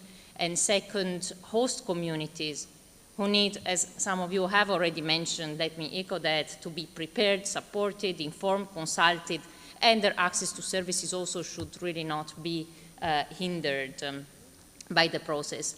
Last 2 points is to achieve all of these, again echoing colleagues who spoke before me, it's key to establish effective coordination and cooperation platforms under the continued leadership of the Nigerian authorities, so that former fighters and importantly their families, the communities at broader, have adequate and continued access to assistance and protections, laying the foundation for lasting peace in the region. On a closing note, let me also take the opportunity to call on all actors here today to ensure that the civil society, national NGOs, international NGOs who are at the front line and directly engage with the communities, our national colleagues we heard before have very specific expertise, are included meaningfully in those coordination platforms. We really appreciate the invite to this conference, to this space to exchange, and the numerous mentions that were made during the different panels on the need to include the civil society. And we look forward to continue this cooperation for the practical implementation of those recommendations, including taking steps to ensuring that and the civil society is also directly supported. Thank you. Thank you, Camilla. I turn next to Al-Kasum Abdurrahman Suleiman from the Internationale de Solidarité au Sahel.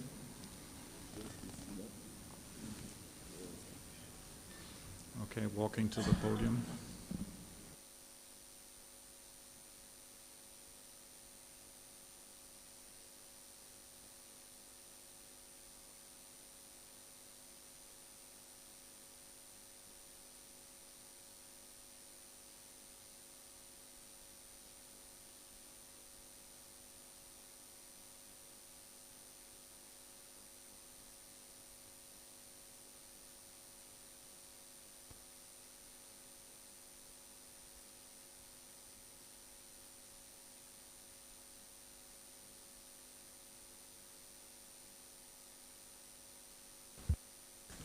C'est bon, ok.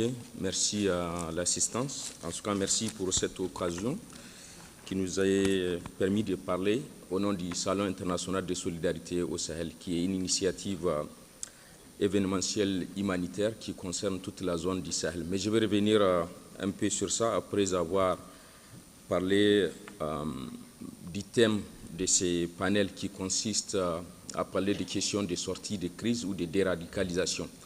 Quoi qu'il faudrait poser la question, déradicaliser qui?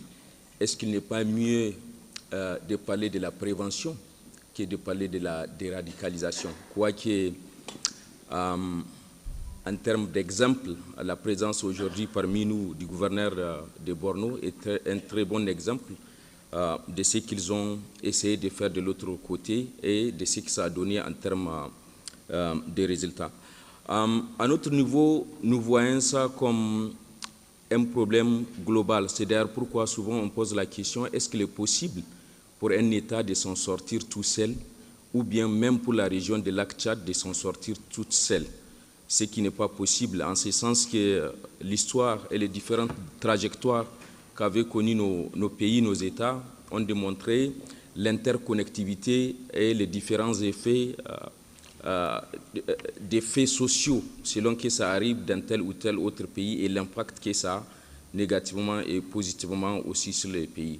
Pour être un peu bref, quand on prend l'exemple des années 60, avant les indépendances, l'échec de l'OCRS, même si qui a les nostalgiques encore de cette initiative, la rébellion Touareg des années 60 au Mali, les massacres des années 63, les différentes rébellions Touareg au Niger ou au Mali, les élections de 1995 en Algérie avec la création du Front islamique des Sahel et tout ce qui s'ensuit, les rébellions au Niger à partir des années 2000, 2005, 2007 au Mali aussi, la crise de Boko Haram, ce qui s'est passé en Libye avec l'assassinat lâche de Kadhafi, l'intervention de l'OTAN et le largage des armes, l'impact que ça a eu, selon que ça se passe dans un pays et l'impact que ça a eu sur toute la région. Ce qui fait qu'il n'y aura pas une solution locale circonscrite, il n'y aura que des solutions globales et qui vont toucher toute la zone.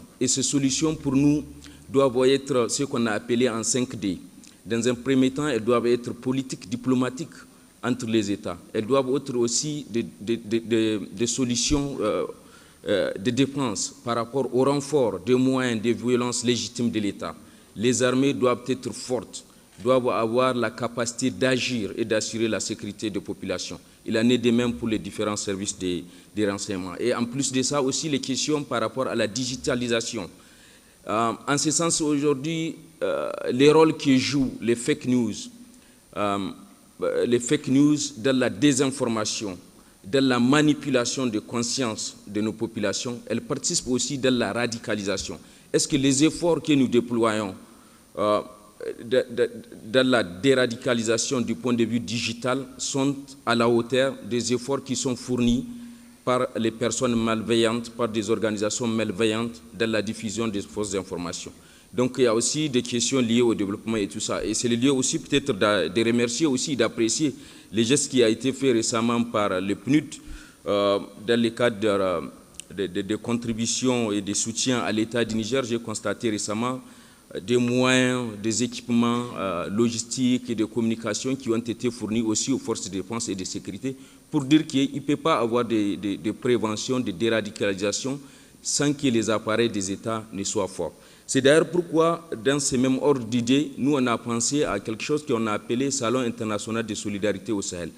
Le Salon international de solidarité au Sahel, c'est une initiative sahélienne locale qui vise à réunir tous les acteurs humanitaires, les acteurs étatiques qui interviennent dans cette zone pour faire face à cette situation que nous appelons souvent instabilité stable, puisque nous intervenons depuis plus de 10 ans, mais est-ce que les résultats aujourd'hui sont à la hauteur de ce qui est attendu? Est-ce qu'ils sont à la hauteur des moyens qui sont déployés? Est-ce que nos interventions sont même adaptées par rapport à ce que nous faisons? Est-ce que les solutions ne sont pas des solutions qui sont parachutées, qui ne correspondent pas aux besoins réellement des populations locales? Voilà, c'est l'occasion aujourd'hui aussi d'apprécier le discours hier de Madame Ahouna, qui parlait de solutions locales dans le cadre de la gestion des différentes crises et de prévention, et c'est très important. Donc, on me dit qu'il est temps. Et donc, voilà, c'est Salon international de solidarité internationale qui est une initiative locale et qui vise à réunir tous les acteurs de la solidarité internationale et des acteurs étatiques ici à Niamey, au Niger. Et aussi, il vise des questions de renforcement des capacités, notamment la création du College of Humanitarian Affairs, qui est un centre de formation technique destiné à la formation au recyclage des acteurs humanitaires qui interviennent au Sahel ou sahéliens et qui souhaitent intervenir au Sahel. Ça serait aussi un centre stratégique sur des questions de recherche liées aux causes, aux conséquences et aux perspectives par rapport aux différentes réponses que nous osons apporter dans le cadre de cette crise multidimensionnelle. Je suis aussi porteur d'un message du réseau des femmes de G5 qu'ils m'ont demandé de lire ici. Donc voilà, ils ont dit « Le Niger et les laboratoires d'Inexis sur la bonne... sur des questions de paix et de sécurité, notamment en ce qui concerne les questions des femmes, de la lutte contre la violence sexuelle et tout ça, et quand on sait aussi l'impact que tout ça a dans la radicalisation, est-ce qu'il n'est pas mieux de penser à créer un centre de formation sur des questions de paix et de sécurité destiné à la formation des femmes des femmes du bassin du lac Tchad. C'est ça le message dont je suis porteur et merci une fois de plus pour cette occasion que vous nous avez offerte. Mais je vais aussi conclure en disant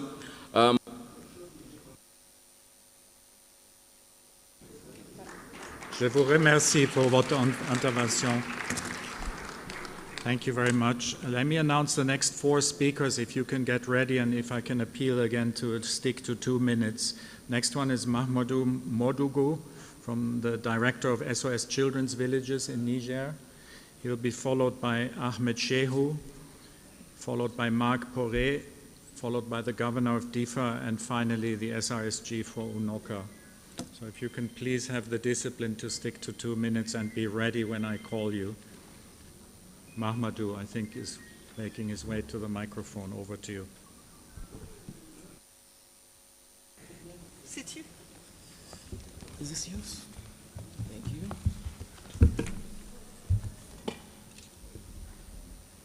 You can go ahead. Is this okay? Yeah, it's okay. Mesdames et messieurs, distingués invités, merci de cette opportunité.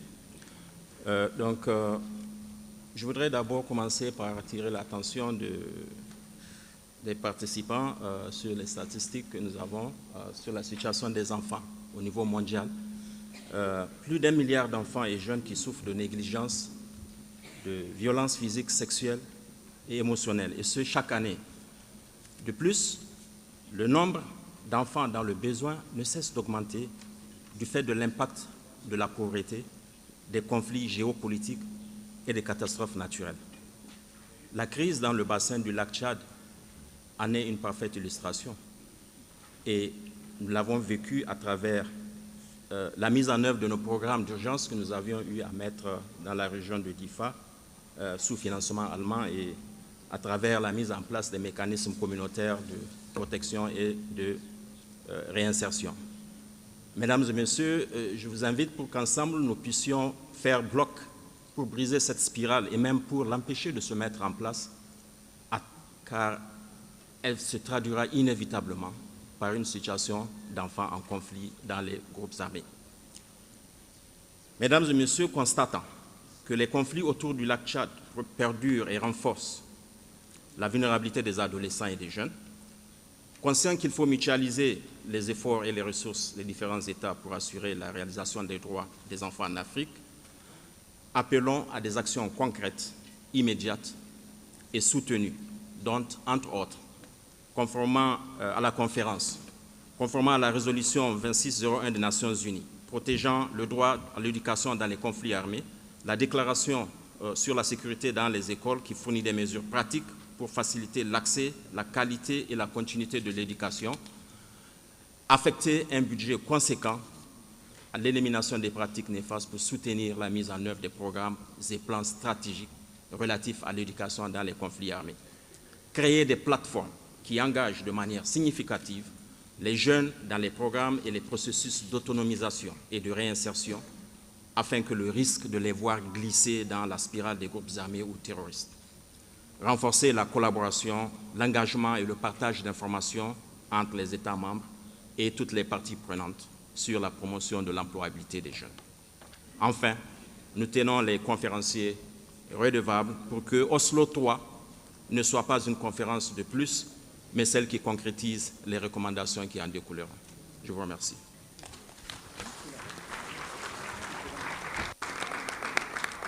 Merci beaucoup pour votre intervention. Next is Ahmed Shehu, and he'll be followed by Marc Poré.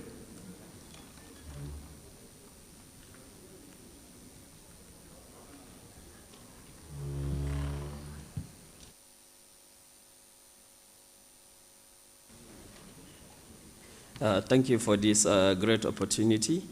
I want to start on behalf of the Network of Civil Society Lecture to appreciate the international community and donor agencies for their interest in the lecture region, especially the government of Norway and then Germany for hosting the first, second, and now here we are in Niamey for the third conference here.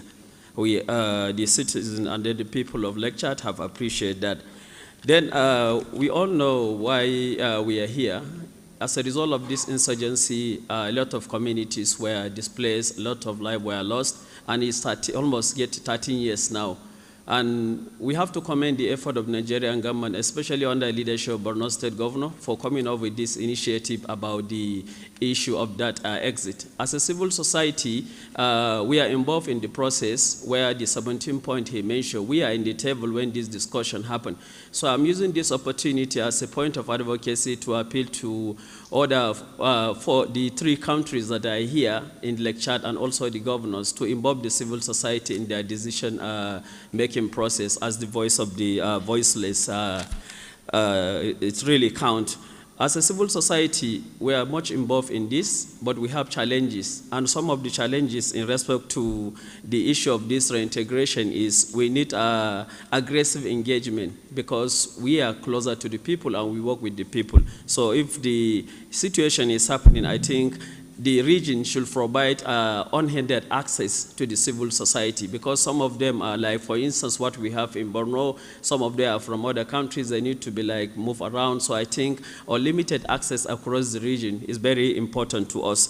Our point of advocacy to the donor and international committee is as this exit requires a long-term solution, require a long-term solution. So we need a long-term, flexible, and then sustainable funding. After Oslo 1, Oslo 2, if we are still waiting for funds to be given to organizations before it will be given to the civil society, it's really not going to be impactful. So these are the challenges we're having.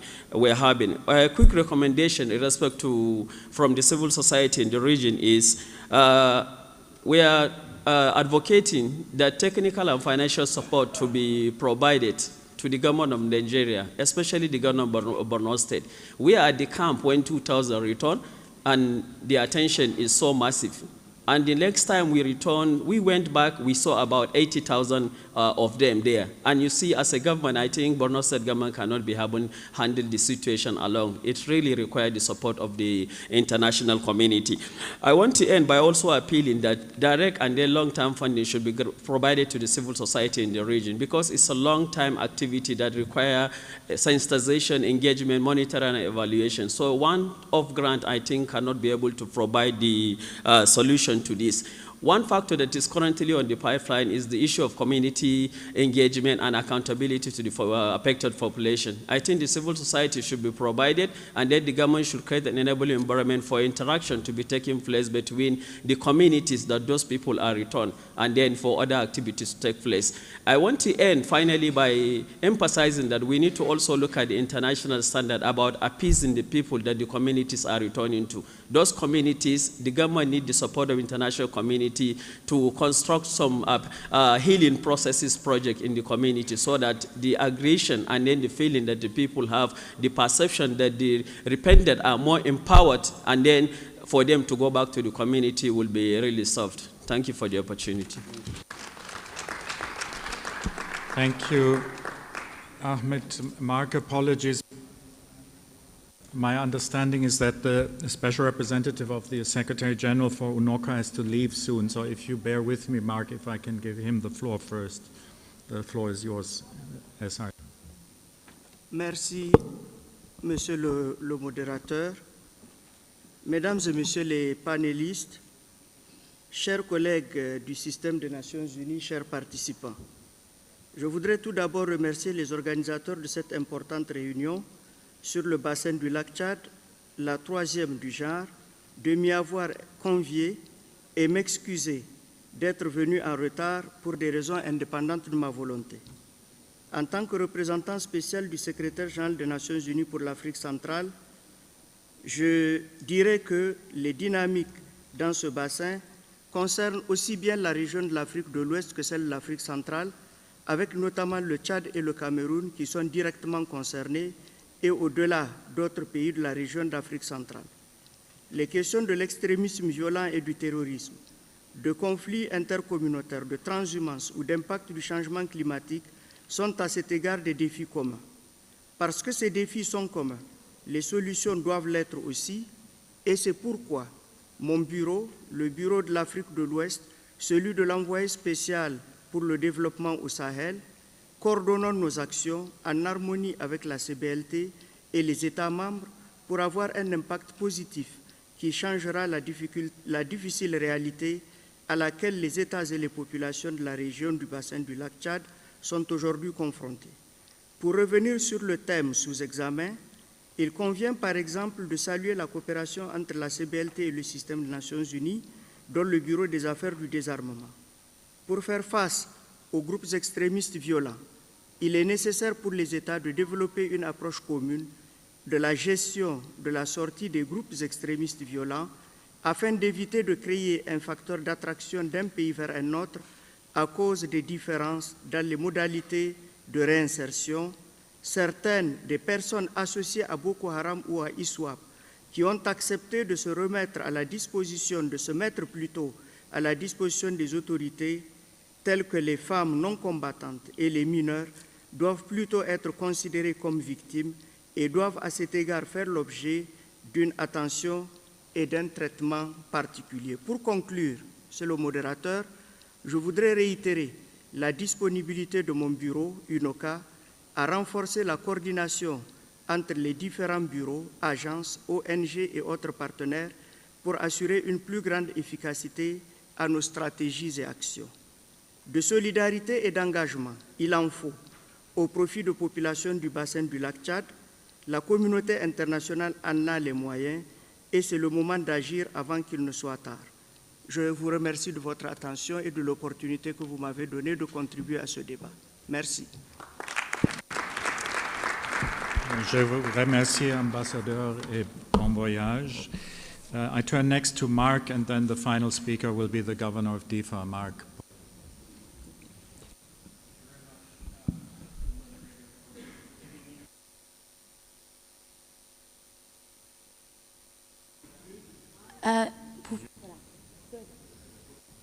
Speak a bit closer to the mic, Mark. Sorry, we can't hear you.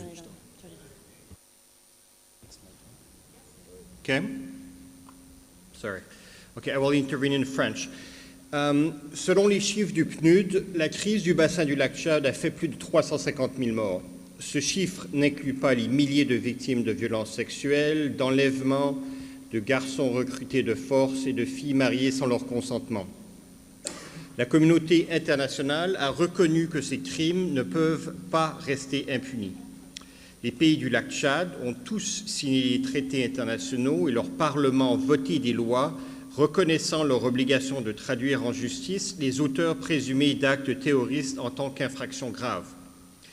Bien évidemment, tous les auteurs présumés ne pourront pas être jugés et un triage doit être effectué. Détenir des milliers d'individus sans cadre légal n'est pas possible dans un État de droit. Les pays de la sous-région doivent adopter des stratégies de poursuite claires pour que les auteurs des actes les plus graves soient tenus responsables. Dans les faits, la pratique des États dans la région sur ces questions n'est pas uniforme. Certains poursuivent les auteurs, d'autres presque pas. Pourtant, une réintégration réussie dans les communautés et une réconciliation durable dépend de ce sentiment que justice a été rendue. La justice transitionnelle peut apporter des réponses, mais le droit international, les Nations Unies et l'Union africaine ont clairement établi que la justice pénale est un des piliers essentiels de la justice transitionnelle. La justice traditionnelle peut aussi apporter des éléments de réponse, mais le concept de justice transitionnelle est beaucoup plus large. Les victimes ont par exemple le droit de savoir ce qui s'est passé, en particulier pour leurs proches disparus. Plus de 26 000 cas confirmés selon le CCR et beaucoup plus selon d'autres sources. Finalement, je voudrais souligner le besoin d'accompagnement et de réhabilitation des anciens membres de Boko Haram, qu'ils soient poursuivis en justice ou pas. Plusieurs souscrivent aux idéologies extrémistes violentes de Boko Haram et de l'État islamique en Afrique de l'Ouest et ils doivent renoncer à la violence pour ne plus être danger pour la société avant d'être mis en liberté. Sur cette question de la réhabilitation, le Nigeria en particulier a de bonnes pratiques à partager avec ses voisins. Merci.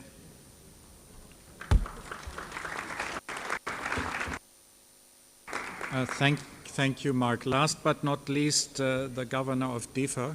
Gouverneur, vous avez la parole. Merci beaucoup. Mon intervention concerne un peu la procédure d'accueil des repentis. Quand par exemple nous recevons des repentis, une fois qu'ils s'annoncent, ils s'annoncent par appel téléphonique, par le numéro de quelqu'un qu'ils connaissent peut-être, ou à travers le numéro d'un membre des forces de défense et de sécurité. Et quand ils sont annoncés, ils sont accueillis par les FDS, les forces de défense et de sécurité. Ils sont auditionnés et une fois l'investigation terminée par les services antiterroristes, on les met à la disposition des autorités pour le rapatriement au niveau du centre de repentis. Mais je me suis rendu compte une fois quand j'avais visité le centre de repentis, j'étais en ce moment conseiller spécial à la présidence, je n'étais pas encore gouverneur. J'ai trouvé une dizaine de jeunes qui étaient là assis à ne rien faire, ils se regardaient toute la journée. Il n'y a pas d'activité récréative à leur endroit. Ils mangeaient, ils buvaient, ils étaient assis là, ils étaient pris en charge. Et il n'y avait aucun suivi sur le plan psychologique. Je pense que c'est des personnes qui ont quand même eu à commettre des crimes. Certains d'entre eux ont encore le remords de tout ce qu'ils ont eu à poser comme acte criminel. Ça les travaille. Donc ces personnes-là ont besoin d'un suivi psychologique. Et au niveau du centre de repentis que j'ai visité, il n'y avait aucun psychologue. Il n'y avait que quelques militaires et puis un infirmier qui était chargé de soigner les jeunes qui étaient là. Il y avait une femme, je pense, avec ses enfants. Donc vous voyez bien que les centres de repentis, en tant que tels, créés de façon brute, ne sont pas une bonne réponse de transition pour ces repentis-là. Tant qu'au niveau de ces centres-là, on ne crée pas les conditions de suivi psychologique à ces repentis. Donc il faut vraiment que nos centres-là soient dotés au moins d'un psychologue clinicien qui puisse suivre ces repentis et essayer de leur faire passer au moins cette épreuve des crimes qu'ils ont eu à commettre, qui essaie de les aider à effacer toutes les traces de ces crimes qu'ils ont eu à commettre et qui recèlent encore en eux ce qui leur crée beaucoup de remords. Deuxième chose, il faudrait aussi peut-être en amont, vraiment au niveau de ce centre-là, créer des activités récréatives pour ces jeunes-là. J'ai même dit au monsieur qui était là, mais pourquoi vous n'avez pas mis à la disposition de ces jeunes-là au moins 3-4 ballons de foot et leur permettre de jouer. Il y a une grande cour qui est là, ils peuvent faire leur sport. Ça peut leur permettre au moins de se défouler. Mais quand ils sont là, à ne rien faire, ils vont toujours penser à leur passé. Et ça peut encore les relancer dans cet extrémisme violent. Et de l'autre côté, j'ai dit pourquoi ne pas même organiser des activités sportives entre eux et les autres jeunes des villages environnants pour qu'ils s'intègrent encore mieux. Ainsi, les préparer pendant la période qu'ils sont au centre à mieux s'intégrer au milieu et ensuite peut-être rejoindre leur famille. Certains repentis, quand ils viennent, ils ne viennent pas avec leurs armes. D'autres viennent avec leurs armes. Ceux qui viennent avec leurs armes et ils les rendent, ils sont sincères, mais ceux qui ne viennent pas avec leurs armes, c'est souvent des gens qui cachent les armes, avec à l'idée après d'aller les déterrer à côté de là où ils les ont cachés, une fois qu'ils sont intégrés sur le plan local, et venir encore commettre des actes criminels, des banditismes contre les populations même de leur propre village. On a eu à vivre dernièrement un cas à Tam, à l'ouest de Méné-Soroa, où 2 repentis sont venus assassiner un commerçant de leur village simplement parce qu'ils avaient enterré leurs armes pour se rendre. Ils sont venus en tant que repentis sans leurs armes. Donc ça veut dire que même au niveau de l'investigation, là, il faut que ces investigations-là soient faites par des professionnels de la chose. C'est extrêmement important. Et que les centres de repentis soient mieux dotés pour mieux prendre en charge ces repentis-là et au moins assurer cette bonne transition avant de les réintégrer sur le plan socio-professionnel. Aussi, avant de les réintégrer aussi, il faut les préparer à un métier. Et pour les préparer à un métier, peut-être que pendant même qu'ils passent leur séjour au centre, les 6 mois qu'ils passent là, il faut continuer à les former quand ils quittent les centres, il faut qu'ils soient formés à des métiers et qu'ils soient dotés de kits, qu'on évite de leur donner l'argent en espèces. Quand vous leur remettez l'argent en espèces, ils le dépensent. Et ils vous reviennent encore quelques jours pour vous dire que c'est fini, ils n'ont plus rien à faire. Donc mieux vaut bien les former, les doter de kits, mais aussi suivre leur activité. Mettre en place un système de suivi de leur activité pendant une certaine période pour qu'au moins on s'assure qu'ils sont réellement intégrés sur le plan professionnel. Ça, c'est très important. Je vous remercie beaucoup. Je vous remercie, Monsieur le Gouverneur. I've obviously done an extremely lousy job at timekeeping. I will try and learn from my fellow RCs. I'm told we can only give the panel 1 to 2 minutes max each. I will do it in reverse order. We'll start with Shobham, but then reverse order so that Governor Zulum has the last word. Shobham, any key message you're taking away? If you can all... Thank you. Thank you for all the really helpful feedback, comments, and questions. I'll just pick up 2 points. The first was the point raised by Germany on community security actors, and I want to thank you for your really analytical leadership on this and sort of understanding this population and how to address it. And I think this is an area where we have to have a focus. We spend a lot of time interviewing members of the CJTF, vigilantes, other militias throughout the region. And when you talk about peace building, we can't only talk about demobilization for one set of armed actors. We have to think about how this other set of community mobilized groups transforms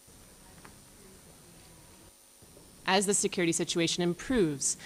In some of our research with individuals who are current or former members, it's not always easy to stand down. We apply an assumption around kind of a rebel group that is hard when you're in the community that has been mobilized. And also many of these groups are morphing into different types of actors. When we talk to them about what they're proud of now, they talk about the social norms policing they do, particularly on women's behavior and on youth. So there's a real question on how these groups can be integrated, professionalized, or demobilized into a sustainable other livelihood. My other point quickly is on youth. I was so pleased to hear so much focus this morning on youth. And generational conflict is often an underappreciated component of many of the conflicts in the region. We need to create a society where youth have opportunities, a place, but also a voice.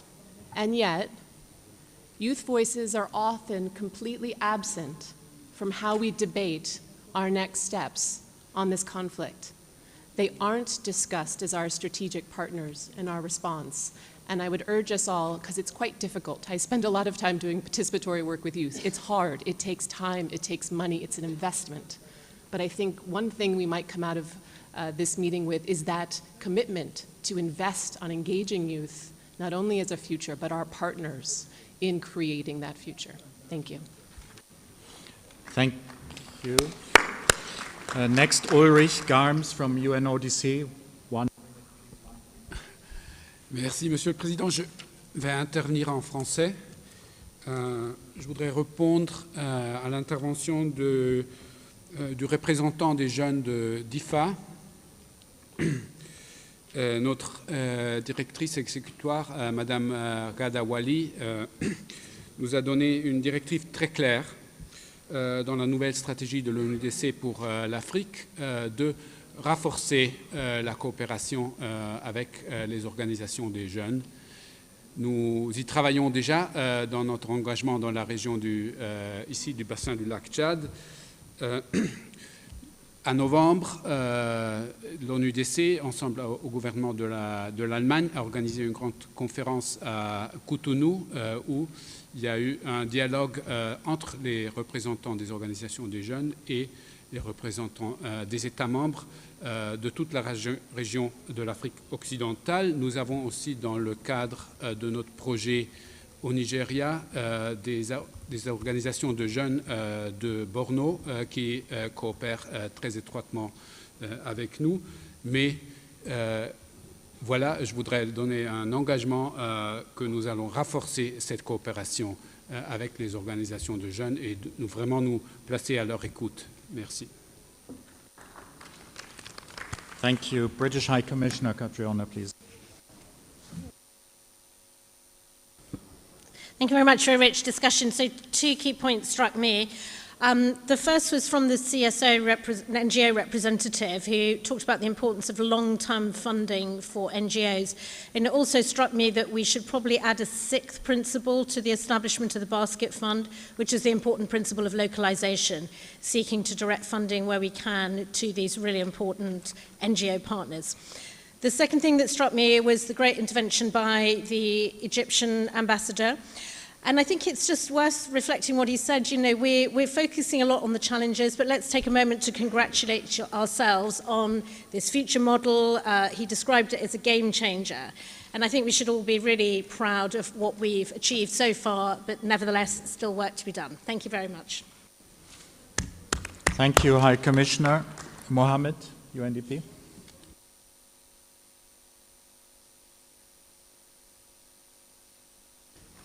Okay, thank you. I just want to first thank you for the wonderful contribution from the field, from the colleagues here, but just a few comments. One, it's always good to remember there are more than 85,000 people waiting for help, waiting to either to be reintegrated, go through a justice system. Many of them are in camps, crowded camps, where we've seen cholera outbreaks recently. I visited one camp a few months ago where people were dying because of the overcrowding and the problems, the health problems in these camps. So my first message is, we have been talking for too long. We have taken so long to support the government and Bono action. I want to thank Germany, who's been pioneering in providing support, but more is needed. And this facility that the UN put together is ready to be able to support that. So the message one is, let's get behind that. And again, if you have concerns, engage, let's collectively remove those concerns. That is a message. And as the Helke from Germany said, this is a collective responsibility, a global responsibility for all of us to end the insurgency and the conflict in Lake Chad region. Thank you very much. Thank you. More. I think people are desperate for coffee. That's why there's not much clapping. Dr. Fatima. Thank you so much for your comments. I think what I heard was that there are challenges, but I heard more optimism, and the fact that if the Borno model is done right, that this would be a game changer, not only for our region, but probably globally. And what I heard also is the opportunities within this model. We must remember that some of the problems existed prior to the insurgency, but this has allowed us to refocus on issues like gender-based violence in a more concerted way, and girls' education. Actually, there are more girls in school, thanks to the work that's been done by the Borno State government since the insurgency. So I think that what I heard is that if we all work together and consolidate, we could really remake our society with better resources, better educated population, better tools for peace. So thank you. Thank you, Dr. Fatima. We've been told by many people the government needs to lead, so fitting that we end with Governor Zulum. I sincerely acknowledge the support of Germany and wish to leverage on her recommendation to ensure provision of more support to the victims. Right now, the Borno State government, in collaboration with its partners, support communities of return by the insurgents through interventions based on their needs, such as construction of hospitals, schools, among others. Government of Borno State is spending between 60 to 70% of its total earnings to rehabilitate the victims of the insurgency. We are not against any NGOs willing to support our Borno model, but we want such support to be provided in a coordinated manner. We have over 100 INGOs and NGOs in Maiduguri, and we cannot afford for them to provide the needed support to repentant members unilaterally for obvious reasons. But you can work through UNOCHA, UNDP, and indeed the federal and state government to deliver on your mandate. Through the LCBC, governments of the region can also work together in achieving implementation at regional levels. Let me also give an insight to the fears that have been allayed by my colleague in DIFA. Borno model differs with the experience of DIFA. I'm not saying that the Borno model is free from any flaws. We're ever ready to listen to you, criticisms and suggestions from international partners with a view to correcting our anomalies. But so far, so good. We achieved 98% success story in Borno model.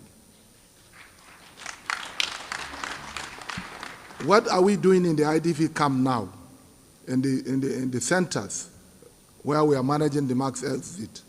We used to provide intensive literacy, intensive numeracy, digital literacy, last but not the least, vocational skills, so that when they leave the centers, they can earn their means of livelihood by themselves. To the INGO, to the CSO in Nigeria, we have listened to your call, and we shall increase our communication with CSOs in the region. We acknowledge the support of our humanitarian and development partners in addressing the challenges of our region. However, within the last 1 year, we received about 100,000 ex-Boko Haram members and victims.